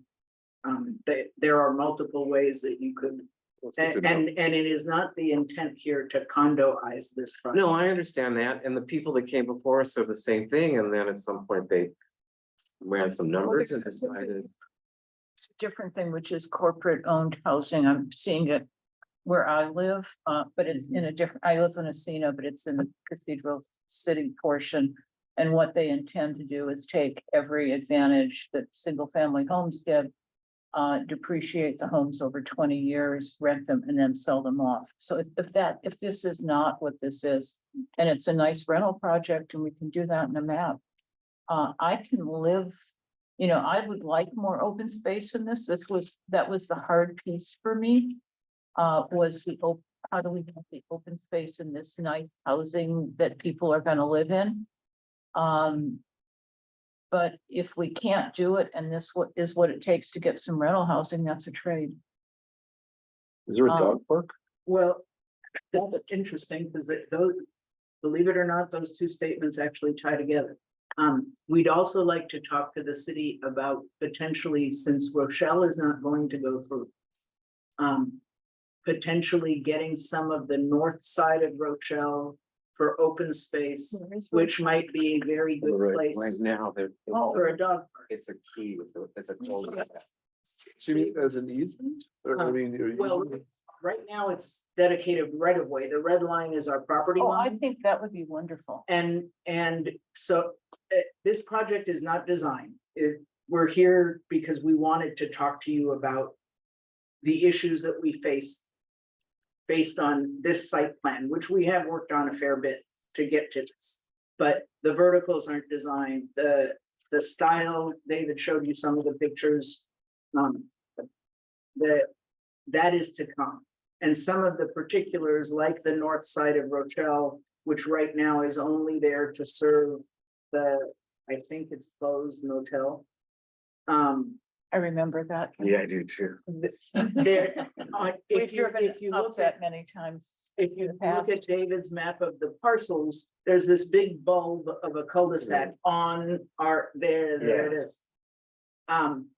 It's not needed anymore with this project because all those lots would be gone. I agree. And so we'd like to talk to the city about the potential for getting a portion of that right of way that was dedicated on the north side vacated if it meets fire department standards, if we can get it to work so that we can increase a little bit more. I will report that. Could you go back to the site plan for a minute? 'Cause I You know, don't- Go ahead. Before Yeah. That, that community could use a dog park, not just the houses. So Oh, if we did that, it would be nice that people in the community could also use it. Oh, yeah. I mean, it's, As long as we, it's city land. yeah, But this shows that you've already taken that cul-de-sac. Not The the whole, cul-de-sac, but not the north not side. of the Right. north it. side. Not the north side. There's, I don't know how many feet, but there's a right of way there that, It's not developed right now. yeah, and it won't be. boy, my heart would break if I lived next door to that and I had a dog and I couldn't use it. Good job, if you're looking through the fence. Could you go back to the site plan for a minute? As you're doing that, my flag would be the fire, and I'm glad that you said that, so just making sure that we have appropriate emergency access whenever we do to Rochelle. Like I said, I don't 100% love this site plan, but I'm willing to overlook certain things like the distance between the units over that pedestrian paseo. Certain other setbacks you're asking for, but something that really distresses me about the site plan more than anything that I can see right off. And I mentioned this before, are the large parking fields. And it's just a shame to give surface parking lot in such a dense development. And I know you mentioned raising the buildings up and putting the parking gets more expensive. I'm not talking about underground, but just a single level podium. Now we're at 45 to 50 feet and it's way more expensive, even with podium up above the ground level. Yeah, We've done, they're. well, I very know you've expensive. done. So it throws the economics. Could you add Yeah. more units if you Because did then that? when you do that, also you gotta put in elevators, the costs just go up. It goes up. You don't have to do an elevator in these buildings? No, they're just walk up buildings. So there's no ADA for elevators? You don't, the ground floor meets the ADA. Oh, okay. I would love to see an equal mix of ones and twos, Ones and two what? units for, We can those things we can accommodate. We Yeah, I mean, haven't, uh, we're trying to figure out when we met with Chris and David, like. We know what we can't do. How do we make this work? And by the way, our architect, Bob Heidi, they're on the screen. They're also the architect that redid Maryland and did all that. So they've done a dozen projects for us and Yeah. it's gonna be extraordinary. It So- would be very, very. But if we're looking at it and it's a specific plan, often you don't need as much parking. I mean, I think we could look at parking standards to see what we really do need and maybe reduce Surface lot. the surface lots. In that context, in the context of a specific plan, we can definitely look at the parking ratios that are in the code and see what we can do about reducing those somewhat. And the reason I mentioned the 1s and 2s is that we have both a need for single units, 1-bedroom units, and we also have need for families. And we, right now, we're not housing either of them. I'd rather see some of these rotate over here, and have more open space adjacent to the building. Connor, David, Connor, Dan, are you still with us? Yes, we are. Hey, if you look on the north side up here, we've got, how big is this green belt area?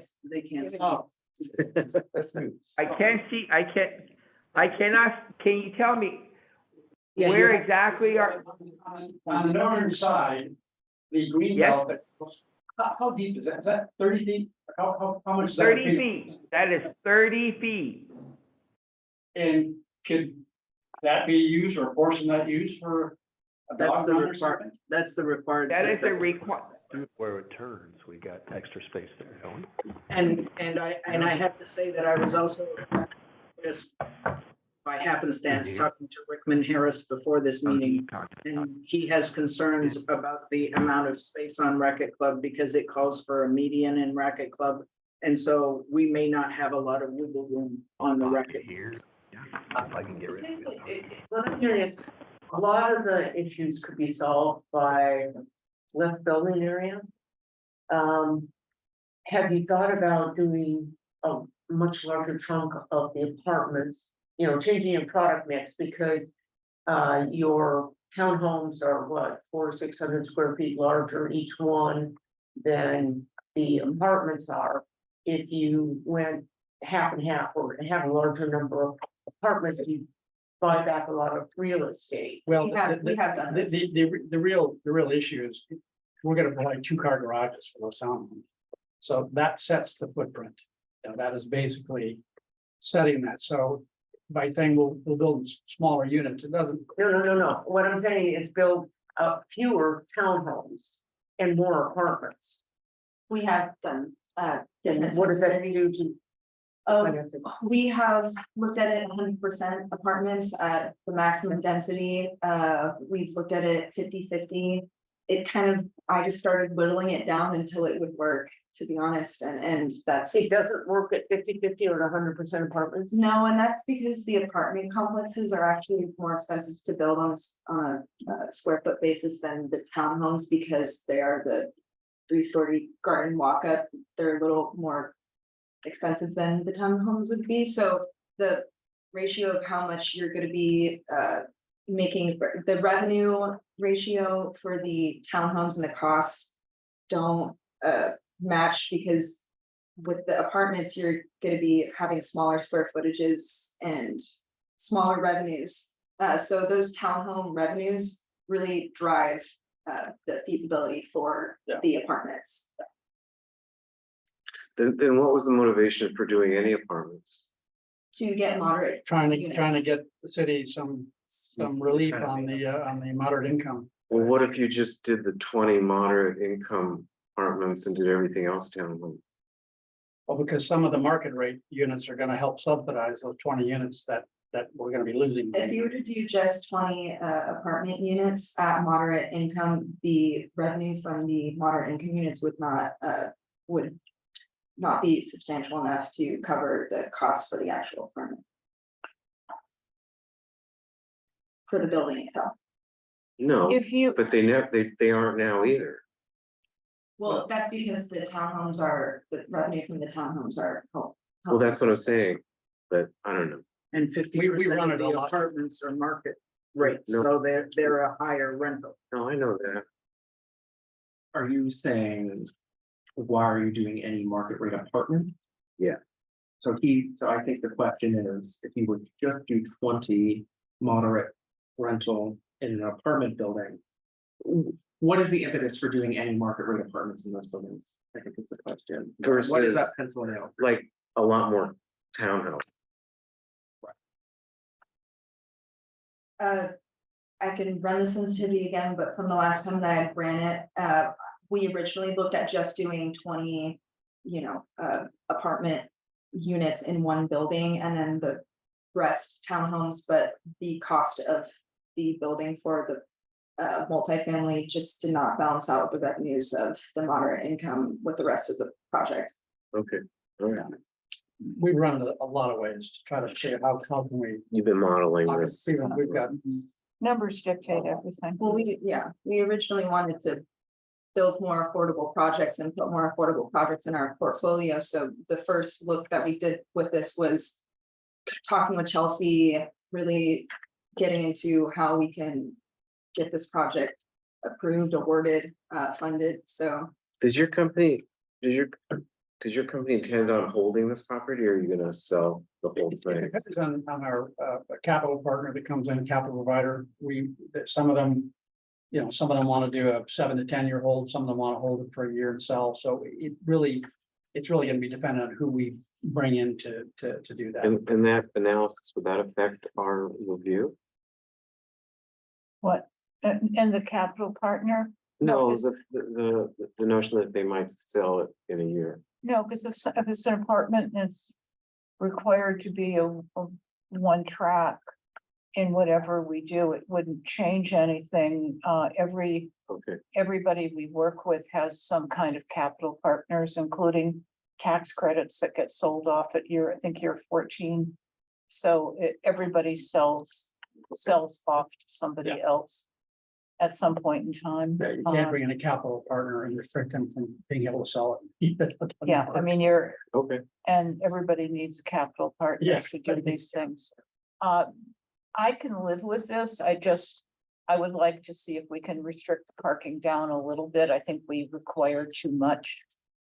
And just get a little more green space or a little, Mhm. in one of the areas, a play area for kids. I mean, a basketball court for the kid. I mean, something that, what? You don't want to. That's a lot of noise. We built them, you don't want to. completely understand that, but I look at kids in Encino that have got no, all they've got is single family homes and they've got no place to go play with their friends. That is outside of their backyard where their parents can't see them. And kids sometimes need that. So I just would like to see a little more. Let me put it this way, we're willing, we're more than willing to work with the city on what we can get done. With the reason for our meeting today is we had to get the answer to the question, Yeah, are we moving forward on this or are we not? I walked into this thinking, no, and the more I think about it, we need this. We desperately need the apartments. I think going back, Michael, to your comment, I think it is a win-win. I really say, we've been working and, as you know, trying to figure out how do we get, the importance of it to the city. We're in that business. Yeah, how do we make something? So we said, let's go to the drawing board, let's run the numbers ad nauseum to figure out what combination we can do to make it work. But I think we're really excited about the project. We think it's good for the area, good for the city. I think it's a win. And we need, So we'll work with you. we need people with kids, so something to attract them to move there. So we get a few children in our schools. We're very kid friendly. Yeah, Todd lot. If there was an A inclusionary, lot would be great. if there was an inclusionary housing ordinance, whatever you want to call it, in place now, would this work? Well, if there was, Based on the recommendations that these people were kind of giving us? It sounds like it would. 11% is pretty close. I mean, It's actually higher than. it's, what they would propose. we would rather do an inclusion, so this is. We'd rather have an inclusionizing fee and just figure out how to make it work from there, but, You mean the in lieu fee? and Lucy, yeah. We'd rather get the units. I know, but that's, and that, we understand that, so we're like, what do we do? Okay, so that answers the question. So then if the council says, well, wait a minute, let's just wait until we pass the so-called ordinance and you can say, well, wait, you know, we've already thought that, anyway, you can answer that. I mean, Okay, You didn't mention, what am I, my opinion? yeah, you didn't say that. I want to make sure I understand it fully, but from what I've heard so far, I'm supporting your thoughts on this as being viable and something appropriate. Are And there, also, this has sat there for, I mean, we've looked at, in my time on planning commission, this is the third time I've looked at it. And the previous one was awful, Oh, it was just awful. I mean, the one that disappeared. I don't know if you ever saw what we it saw the was. plan, we saw. and the second one, and we also got a 7-Eleven that wasn't really gonna do, That was further, yeah, but no, west. that was oh, No, was that that the was same for- parcel? same parcel. On the commercial. Right here. It's on the commercial side. Where? Oh, 7-Eleven Triangle, there, but that's yeah. not their property. No, it's part of your property. No, No, no. Oh, it We're not was, buying them. from the That's- Del, we It's this start part. just east Okay. of the Del Taco, so. okay, And How the how long do you 7-Eleven have was to gonna make be up the south of mind the with the Del current owner? 5 minutes. What did you ask? Well, Well, they they haven't bought don't it own yet. the land. We're under option on the land. and Yeah, we- how long and do you we- have? We worked with the owner, they're good folks, but, you know, tonight was kind of a no-go, as the other woman put it. If we get encouragement from the city saying we think it's a good project, then we'll move forward on the project and do what we have to do, and then as you should work out the, you know, the nitty gritties and work out the, you know, orientations here and there. I mean, we're happy to do that. We haven't gone to that level yet, and, but We're not the council though. No, but I mean, Sometimes they We listen make- to us. No, Just only if they're in the hold on to the mood. money Before they go to the council, and they're not sure if they're ready to do that. I said, well, okay, well, the first step is here. let's not discourage them then. You know, and so their input's gonna be important for us Wait. to say, do we move forward and Wait. go forward or not? I mean, we that's- haven't had the council turn us down on doing a housing project. They've turned us down when we've turned one. That's true. That's true.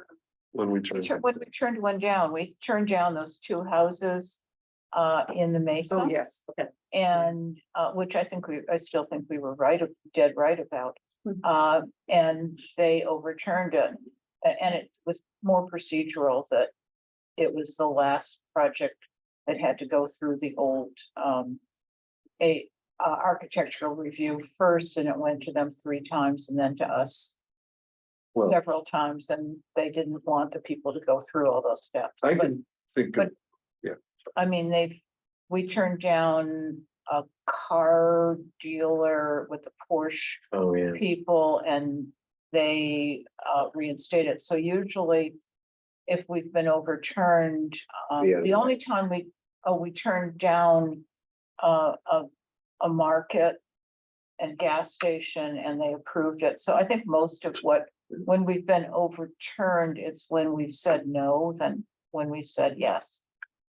I mean, Well, and I think the council has similar sensitivities about the provision of housing. that's what I was about to say. I think we have a pretty good sense of how you get 3 votes on the council, The council wants housing, and this kind of housing. the council wants rental housing. Right. And they want some moderate income housing. I mean, this would Right. fit 2 things that the council wants, and they'd want this land developed. And You only not need to 3 be votes. sitting there. You get 3 votes. So I mean, I don't mean that I'm saying they're gonna approve whatever we do, but I don't think this is the project that I would see them overturning. It'd be next time. interesting to know what the community thinks about this project based on what they've seen, but I guess we'll have to find that out. Well, We heard, and, Well, and and Charlie, he said he was speaking on behalf of Desert Highlands. yeah, but he wanted this wait until the inclusionary housing. but I ordinance. don't know that he realized that there was inclusionary housing involved in the project. Or that the Correct. recommendation would be the same Right. as what we're getting. So that would have to be explained. But we've also got community outreach is runs parallel with preparing the application. Okay, good. I mean, you thought this all There's no through. question, there's no question, We that we'll enjoyed go to the neighborhoods. Okay. I think people are also tired of that large lot being vacant. Do you I have any remember questions that of large us? lot with a supermarket on. Oh, my God. wouldn't that be- That's how old I am.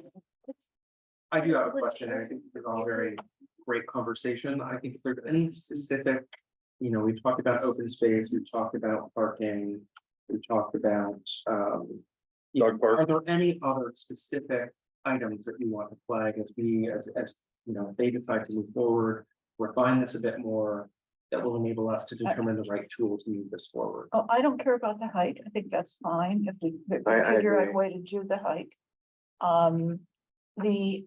The distance, if we can get a little more green space or a little more open space, I don't have a problem with the distance between the units. How far is, 24 how far is this from here? Colin, between the apartment building and our eastern property line, what is the setback? Well, the That's eastern where property the line- I think historic this house is 2311 is, I think, the address on this. The middle house there, Colin, These between- are like. Of course, Andy. Can you show me your hand again? That, no, Okay. well, yeah, That's it, that yeah, area, there you go. Okay, between, from the boundary line to the east, to the thin, red dashed line is 35 feet. What about this? So I think we're, How far to the No, to the building? building, how To the far to buil- the, how well, far to the property line to the building? the driveway's 24 feet, so Yeah. 35 plus 24, it's late, but I think 50, it's 59. 55 to 60 That's feet. pretty far. Okay, 55 to 60 Three-story feet. building, right? Yeah. I don't think that's a problem. Does Is that she have a correct? hedge in the back? I don't remember. But Well, she and we're- doesn't. I mean, this is gonna require CEQA review, so. Oh, I know, but I'm we'll just do- trying to think about it now, so you don't have to panic about it later. I already panicked when you mentioned it, sir. But it- 59 feet is, I think, considered a good distance, isn't it, for a three-story building? What's our high rise? It's 1 foot for each foot. So Jacob. theoretically, the minimum is for that boundary is 38 feet at 38-foot buildings. And it's 59, so it's 50 something. Between the driveway and the open space and then, yes, Between the building and this. and property our line. eastern line is 59 feet. And if there isn't a hedge there or some kind of thing that would help that building is something you'd put there, right? Well, there'll be the landscape. Yeah, I mean, some Landscaping and protection. fencing and yes. Addressing all of this up front will save you a lot of hassle. From Peter. And It's just the- me. It's just me. no, it's not just him. The preservation community is very strong. Mhm. Yeah, I mean, if I don't say anything, they're gonna say. Right.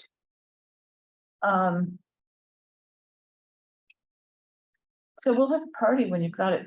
You always say that. When has anyone ever invited us to any of these ribbon cutting or anything else? You always ask that and nobody ever You're does. on, yeah. And then I wasn't able to go. You know who invited us was Living Out, That's true, they did. Living and out. I didn't did. go. I did.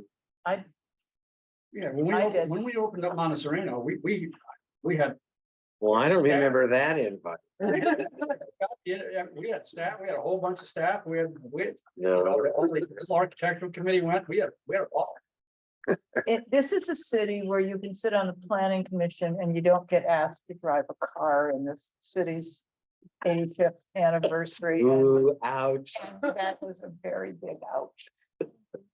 Drive the car, just sit in it and wave. But Michael, I don't have any questions for you. I mean, this has been a great discussion. We've been looking forward to having this meeting. We appreciate you guys, taking the time to do it in a planning session, because it's, I'm talking to David and Chris, this is what we've been looking for to say, do we take the next step? And I think now, I think we can agree that we'll take the next step and get into the more of the details and try to bring something forward that everybody is happy with.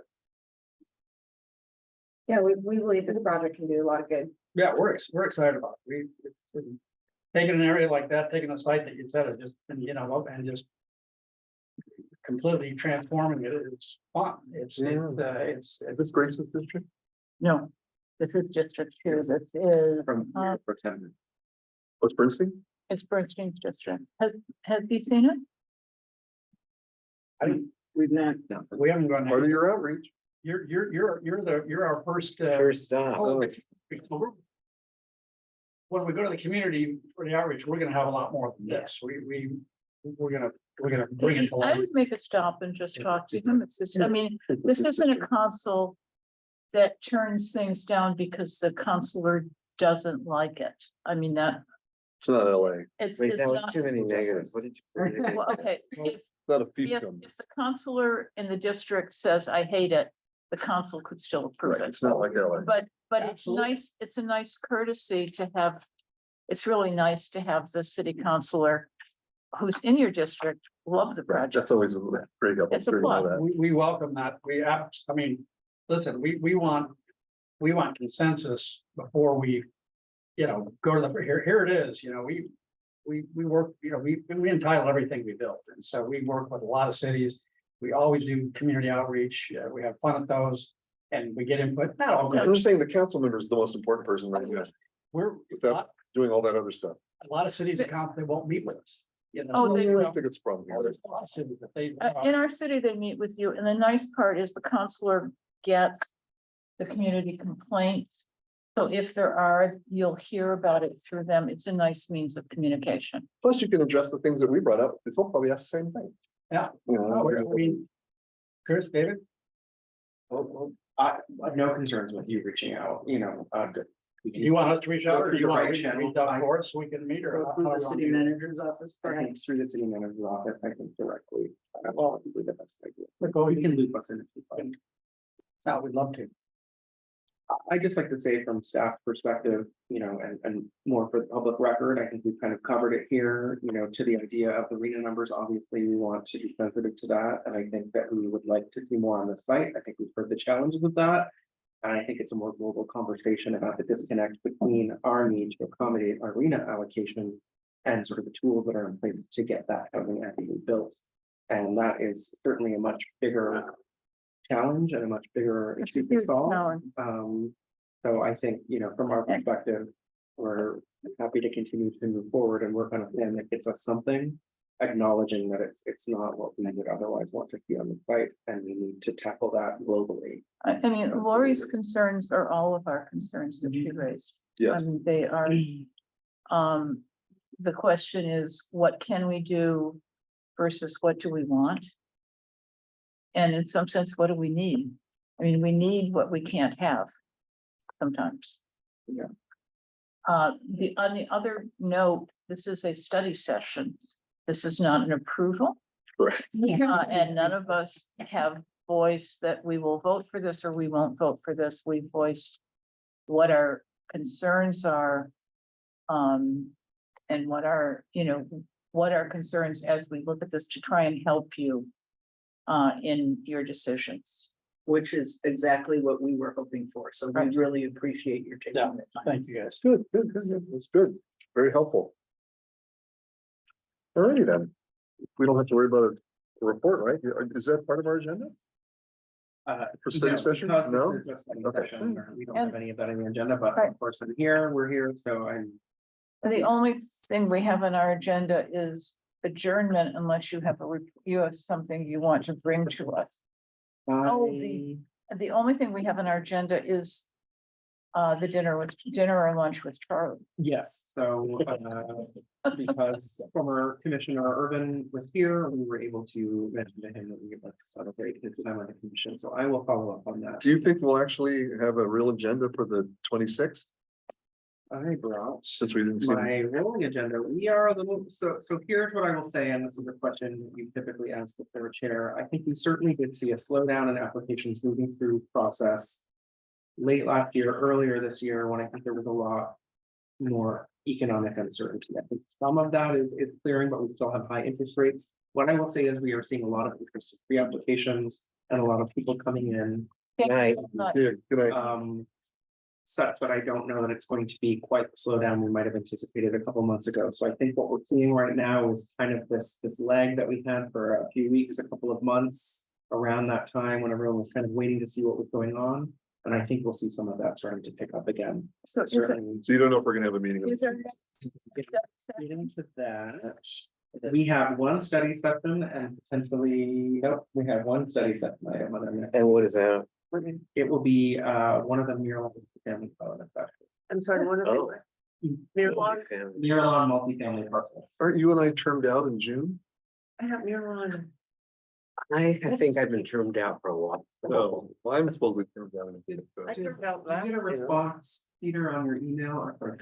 Sure, now you just got here. I filled somebody's, filled somebody's Oh, slot who was, Did they actually talk to you about staying on or did you just stay on? So. No, they haven't addressed the any council, questions. the council hasn't filled positions. Yeah. I talked with the mayor That's true. today. Well, actually, let's talk a little bit about, well, Is this the issue, an issue with the? I talked with the mayor today. She and the mayor pro tem are looking at applicants for various boards and commissions. Chris may know if we have applicants for the planning commission. I don't know that we do yet.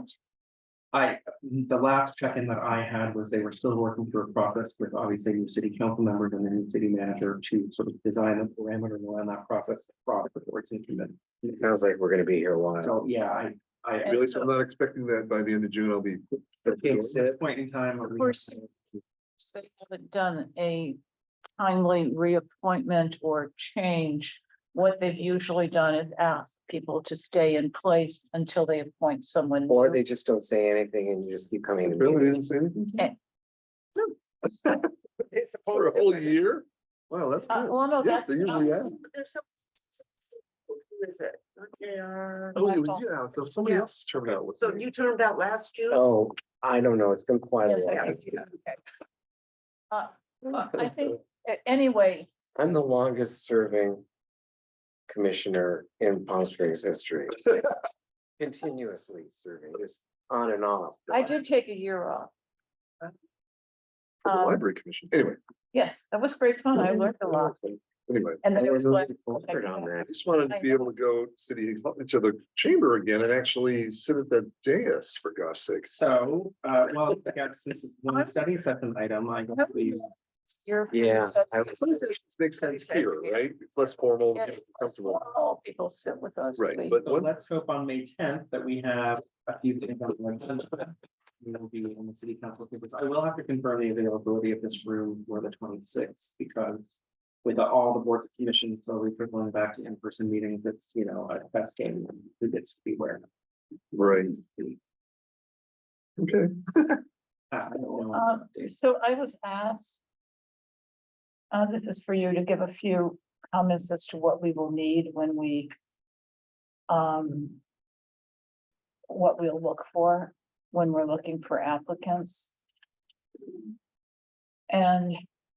Community, from my point of view, it's somebody with architectural experience and community voices. But do other people have other, because Lori and Scott will stay, I'm assuming you will stay on, that you won't have turned out. And so we'll have significant city experience Planning. and planning I experience. really am gonna miss Charlie for, Your microphone, sorry. I'm really gonna miss Charlie. A voice from the community in the north end, I think is very important. I do too. And it's an area, unfortunately, not a lot of us spend enough time up in there to have the same familiarity that somebody from the Well, and- neighborhood would. Integration, though. And community voices was the other, when we had That's- Randy Lowe, I don't know if people remember him on the commission. Because he was the head of the center. He had an incredible feel for community issues. I had the joy of sitting next to him. I never felt that he made a wrong decision in terms of what the community needed. And I didn't think he didn't have planning background, but he just had a very solid feel about the community. So I think that's something that when we get new people, we need, and the north end was really important.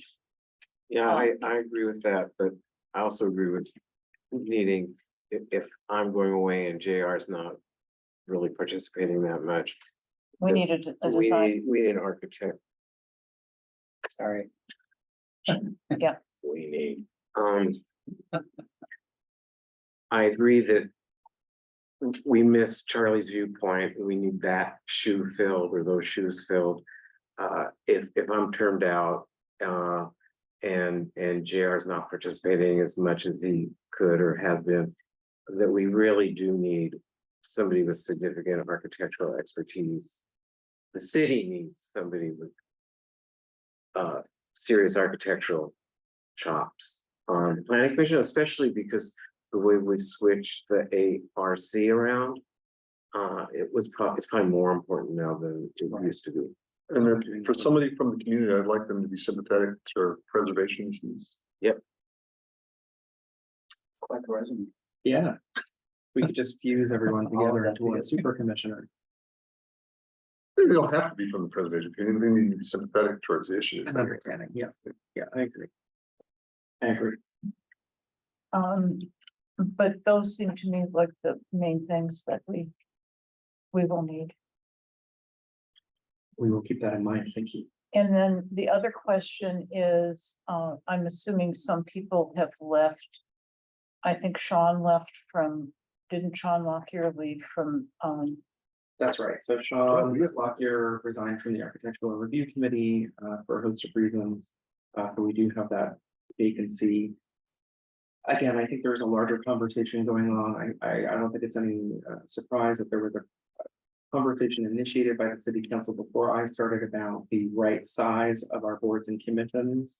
And I know we've all had different conversations, and I don't think there's a lot of clarity on where the city council or the city manager are on that discussion today. So as I understood it, that was part of the conversation was what's the right size, and then they're going through this process. what I've been told by individual members of the council is they see no reason to reduce the size of the planning commission, although they may have some other commissions that have 10 or 12 people on them. Right. And they're looking at reducing the size on those if they can. That maybe it's probably still a discussion, but I didn't think we were one of the commissions that they were proposing reducing the size of. I very much like the diversity that we have on this commission and the range of viewpoints. I don't think you make the best planning decisions if you have a very tight body. Yeah, I think 7 is a good number for that very reason. Right. So, again, I think that they have some of that input and they're working through it. So that's why we're kind of in this state of not really rocking the boat while we figure it out. But the question is, at some point, we make the appointments to the architect. Yes. And in the past, we've recruited many of the people who've been on that commission. So I think it's something that we need to think about in terms of the architects we know. If people are going to term out, we have to begin to think about who we can find that's good to fill those places. And I'm aware of one potential additional vacancy through a term out and just other interests. At ARC. Yes, so so it would be good to start thinking about that in the event we can backfill those. Michael, do you want to go back when they finally change here? Well, we'll have that discussion. We'll cross that bridge. But I do think we need to think about that, but clearly that's because they're sitting and waiting. That's not a role that we would take. We always got asked to do that in the past. I certainly think that the recruitment process and the appointments would stay through the same process as I understand it. I think we're just kind of in a state of waiting to see where the city policy lands in terms of overall appointments and sizes of. And your Committee. feel for the ARC at 7 members, do you think that's an appropriate size? I feel that it's good to have flexibility in the size of our committees, given our meetings and the review that is undertaken to even just to accommodate absences and conflicts. It's good to have, when we've heard the number 5 thrown around, I think that starts to become challenging for the kind of work that we do. With absences. I mean, tonight. Tonight's an example, we just made quorum. With 5, you still could have quorum with 3 though, right? Right, that's right. So the quorum, the number to quorum. would be Right, reduced. but for us, we would need four. No, Four. isn't 3 a quorum for us? There's 7 members. Jim can confirm, yeah. Well, no, Jim? 7 members. Well, we currently have how many members? We have 6 members currently. Yes, Then a quorum would be 4, a majority of the current membership. So it'd still be 4 out of 6. If your membership dropped to 5, then you could have 3 out of 5, And a full 7, it would be 4 out of 6. four. 4. And that gives us flexibility for people to Not be here. not be here. Okay. Thank you for hanging around, Jim. Jim, it was worth it after all. wasn't it? That was an interesting conversation tonight. Oh, good, thank you. for- So we're for staying. about to, I'm gonna just let you know that I will miss the first. I'm gonna be gone from May 2nd to the 17th. So I think I'll miss just one meeting If they have it. if they have it. Do we have anybody for that meeting? We Maryland. have the mural, that's the study session for mural on May Ah, that's our next meeting? 10th. No, I'm sorry, well, no, you're here for April 27th. 26th. 26th. We have 2 Miralot study sessions for 2 different multifamily parcels. Oh, nice. So one will be April 26th, one will be May 10th. I will, at this point, I think I should have during the meetings before I start to gossip. Yeah, stuff. So does. I will, No. so I'm going to adjourn the meeting until 5:30 Wednesday, April 26th, 2023, either for a regular planning commission meeting or a study session of planning commission to Nice. be determined. Thank you for staying with us You this really long. stuck it out. Well, regular council meeting usually be what, 12? Yeah, that's not us. So we're adjourned. And now I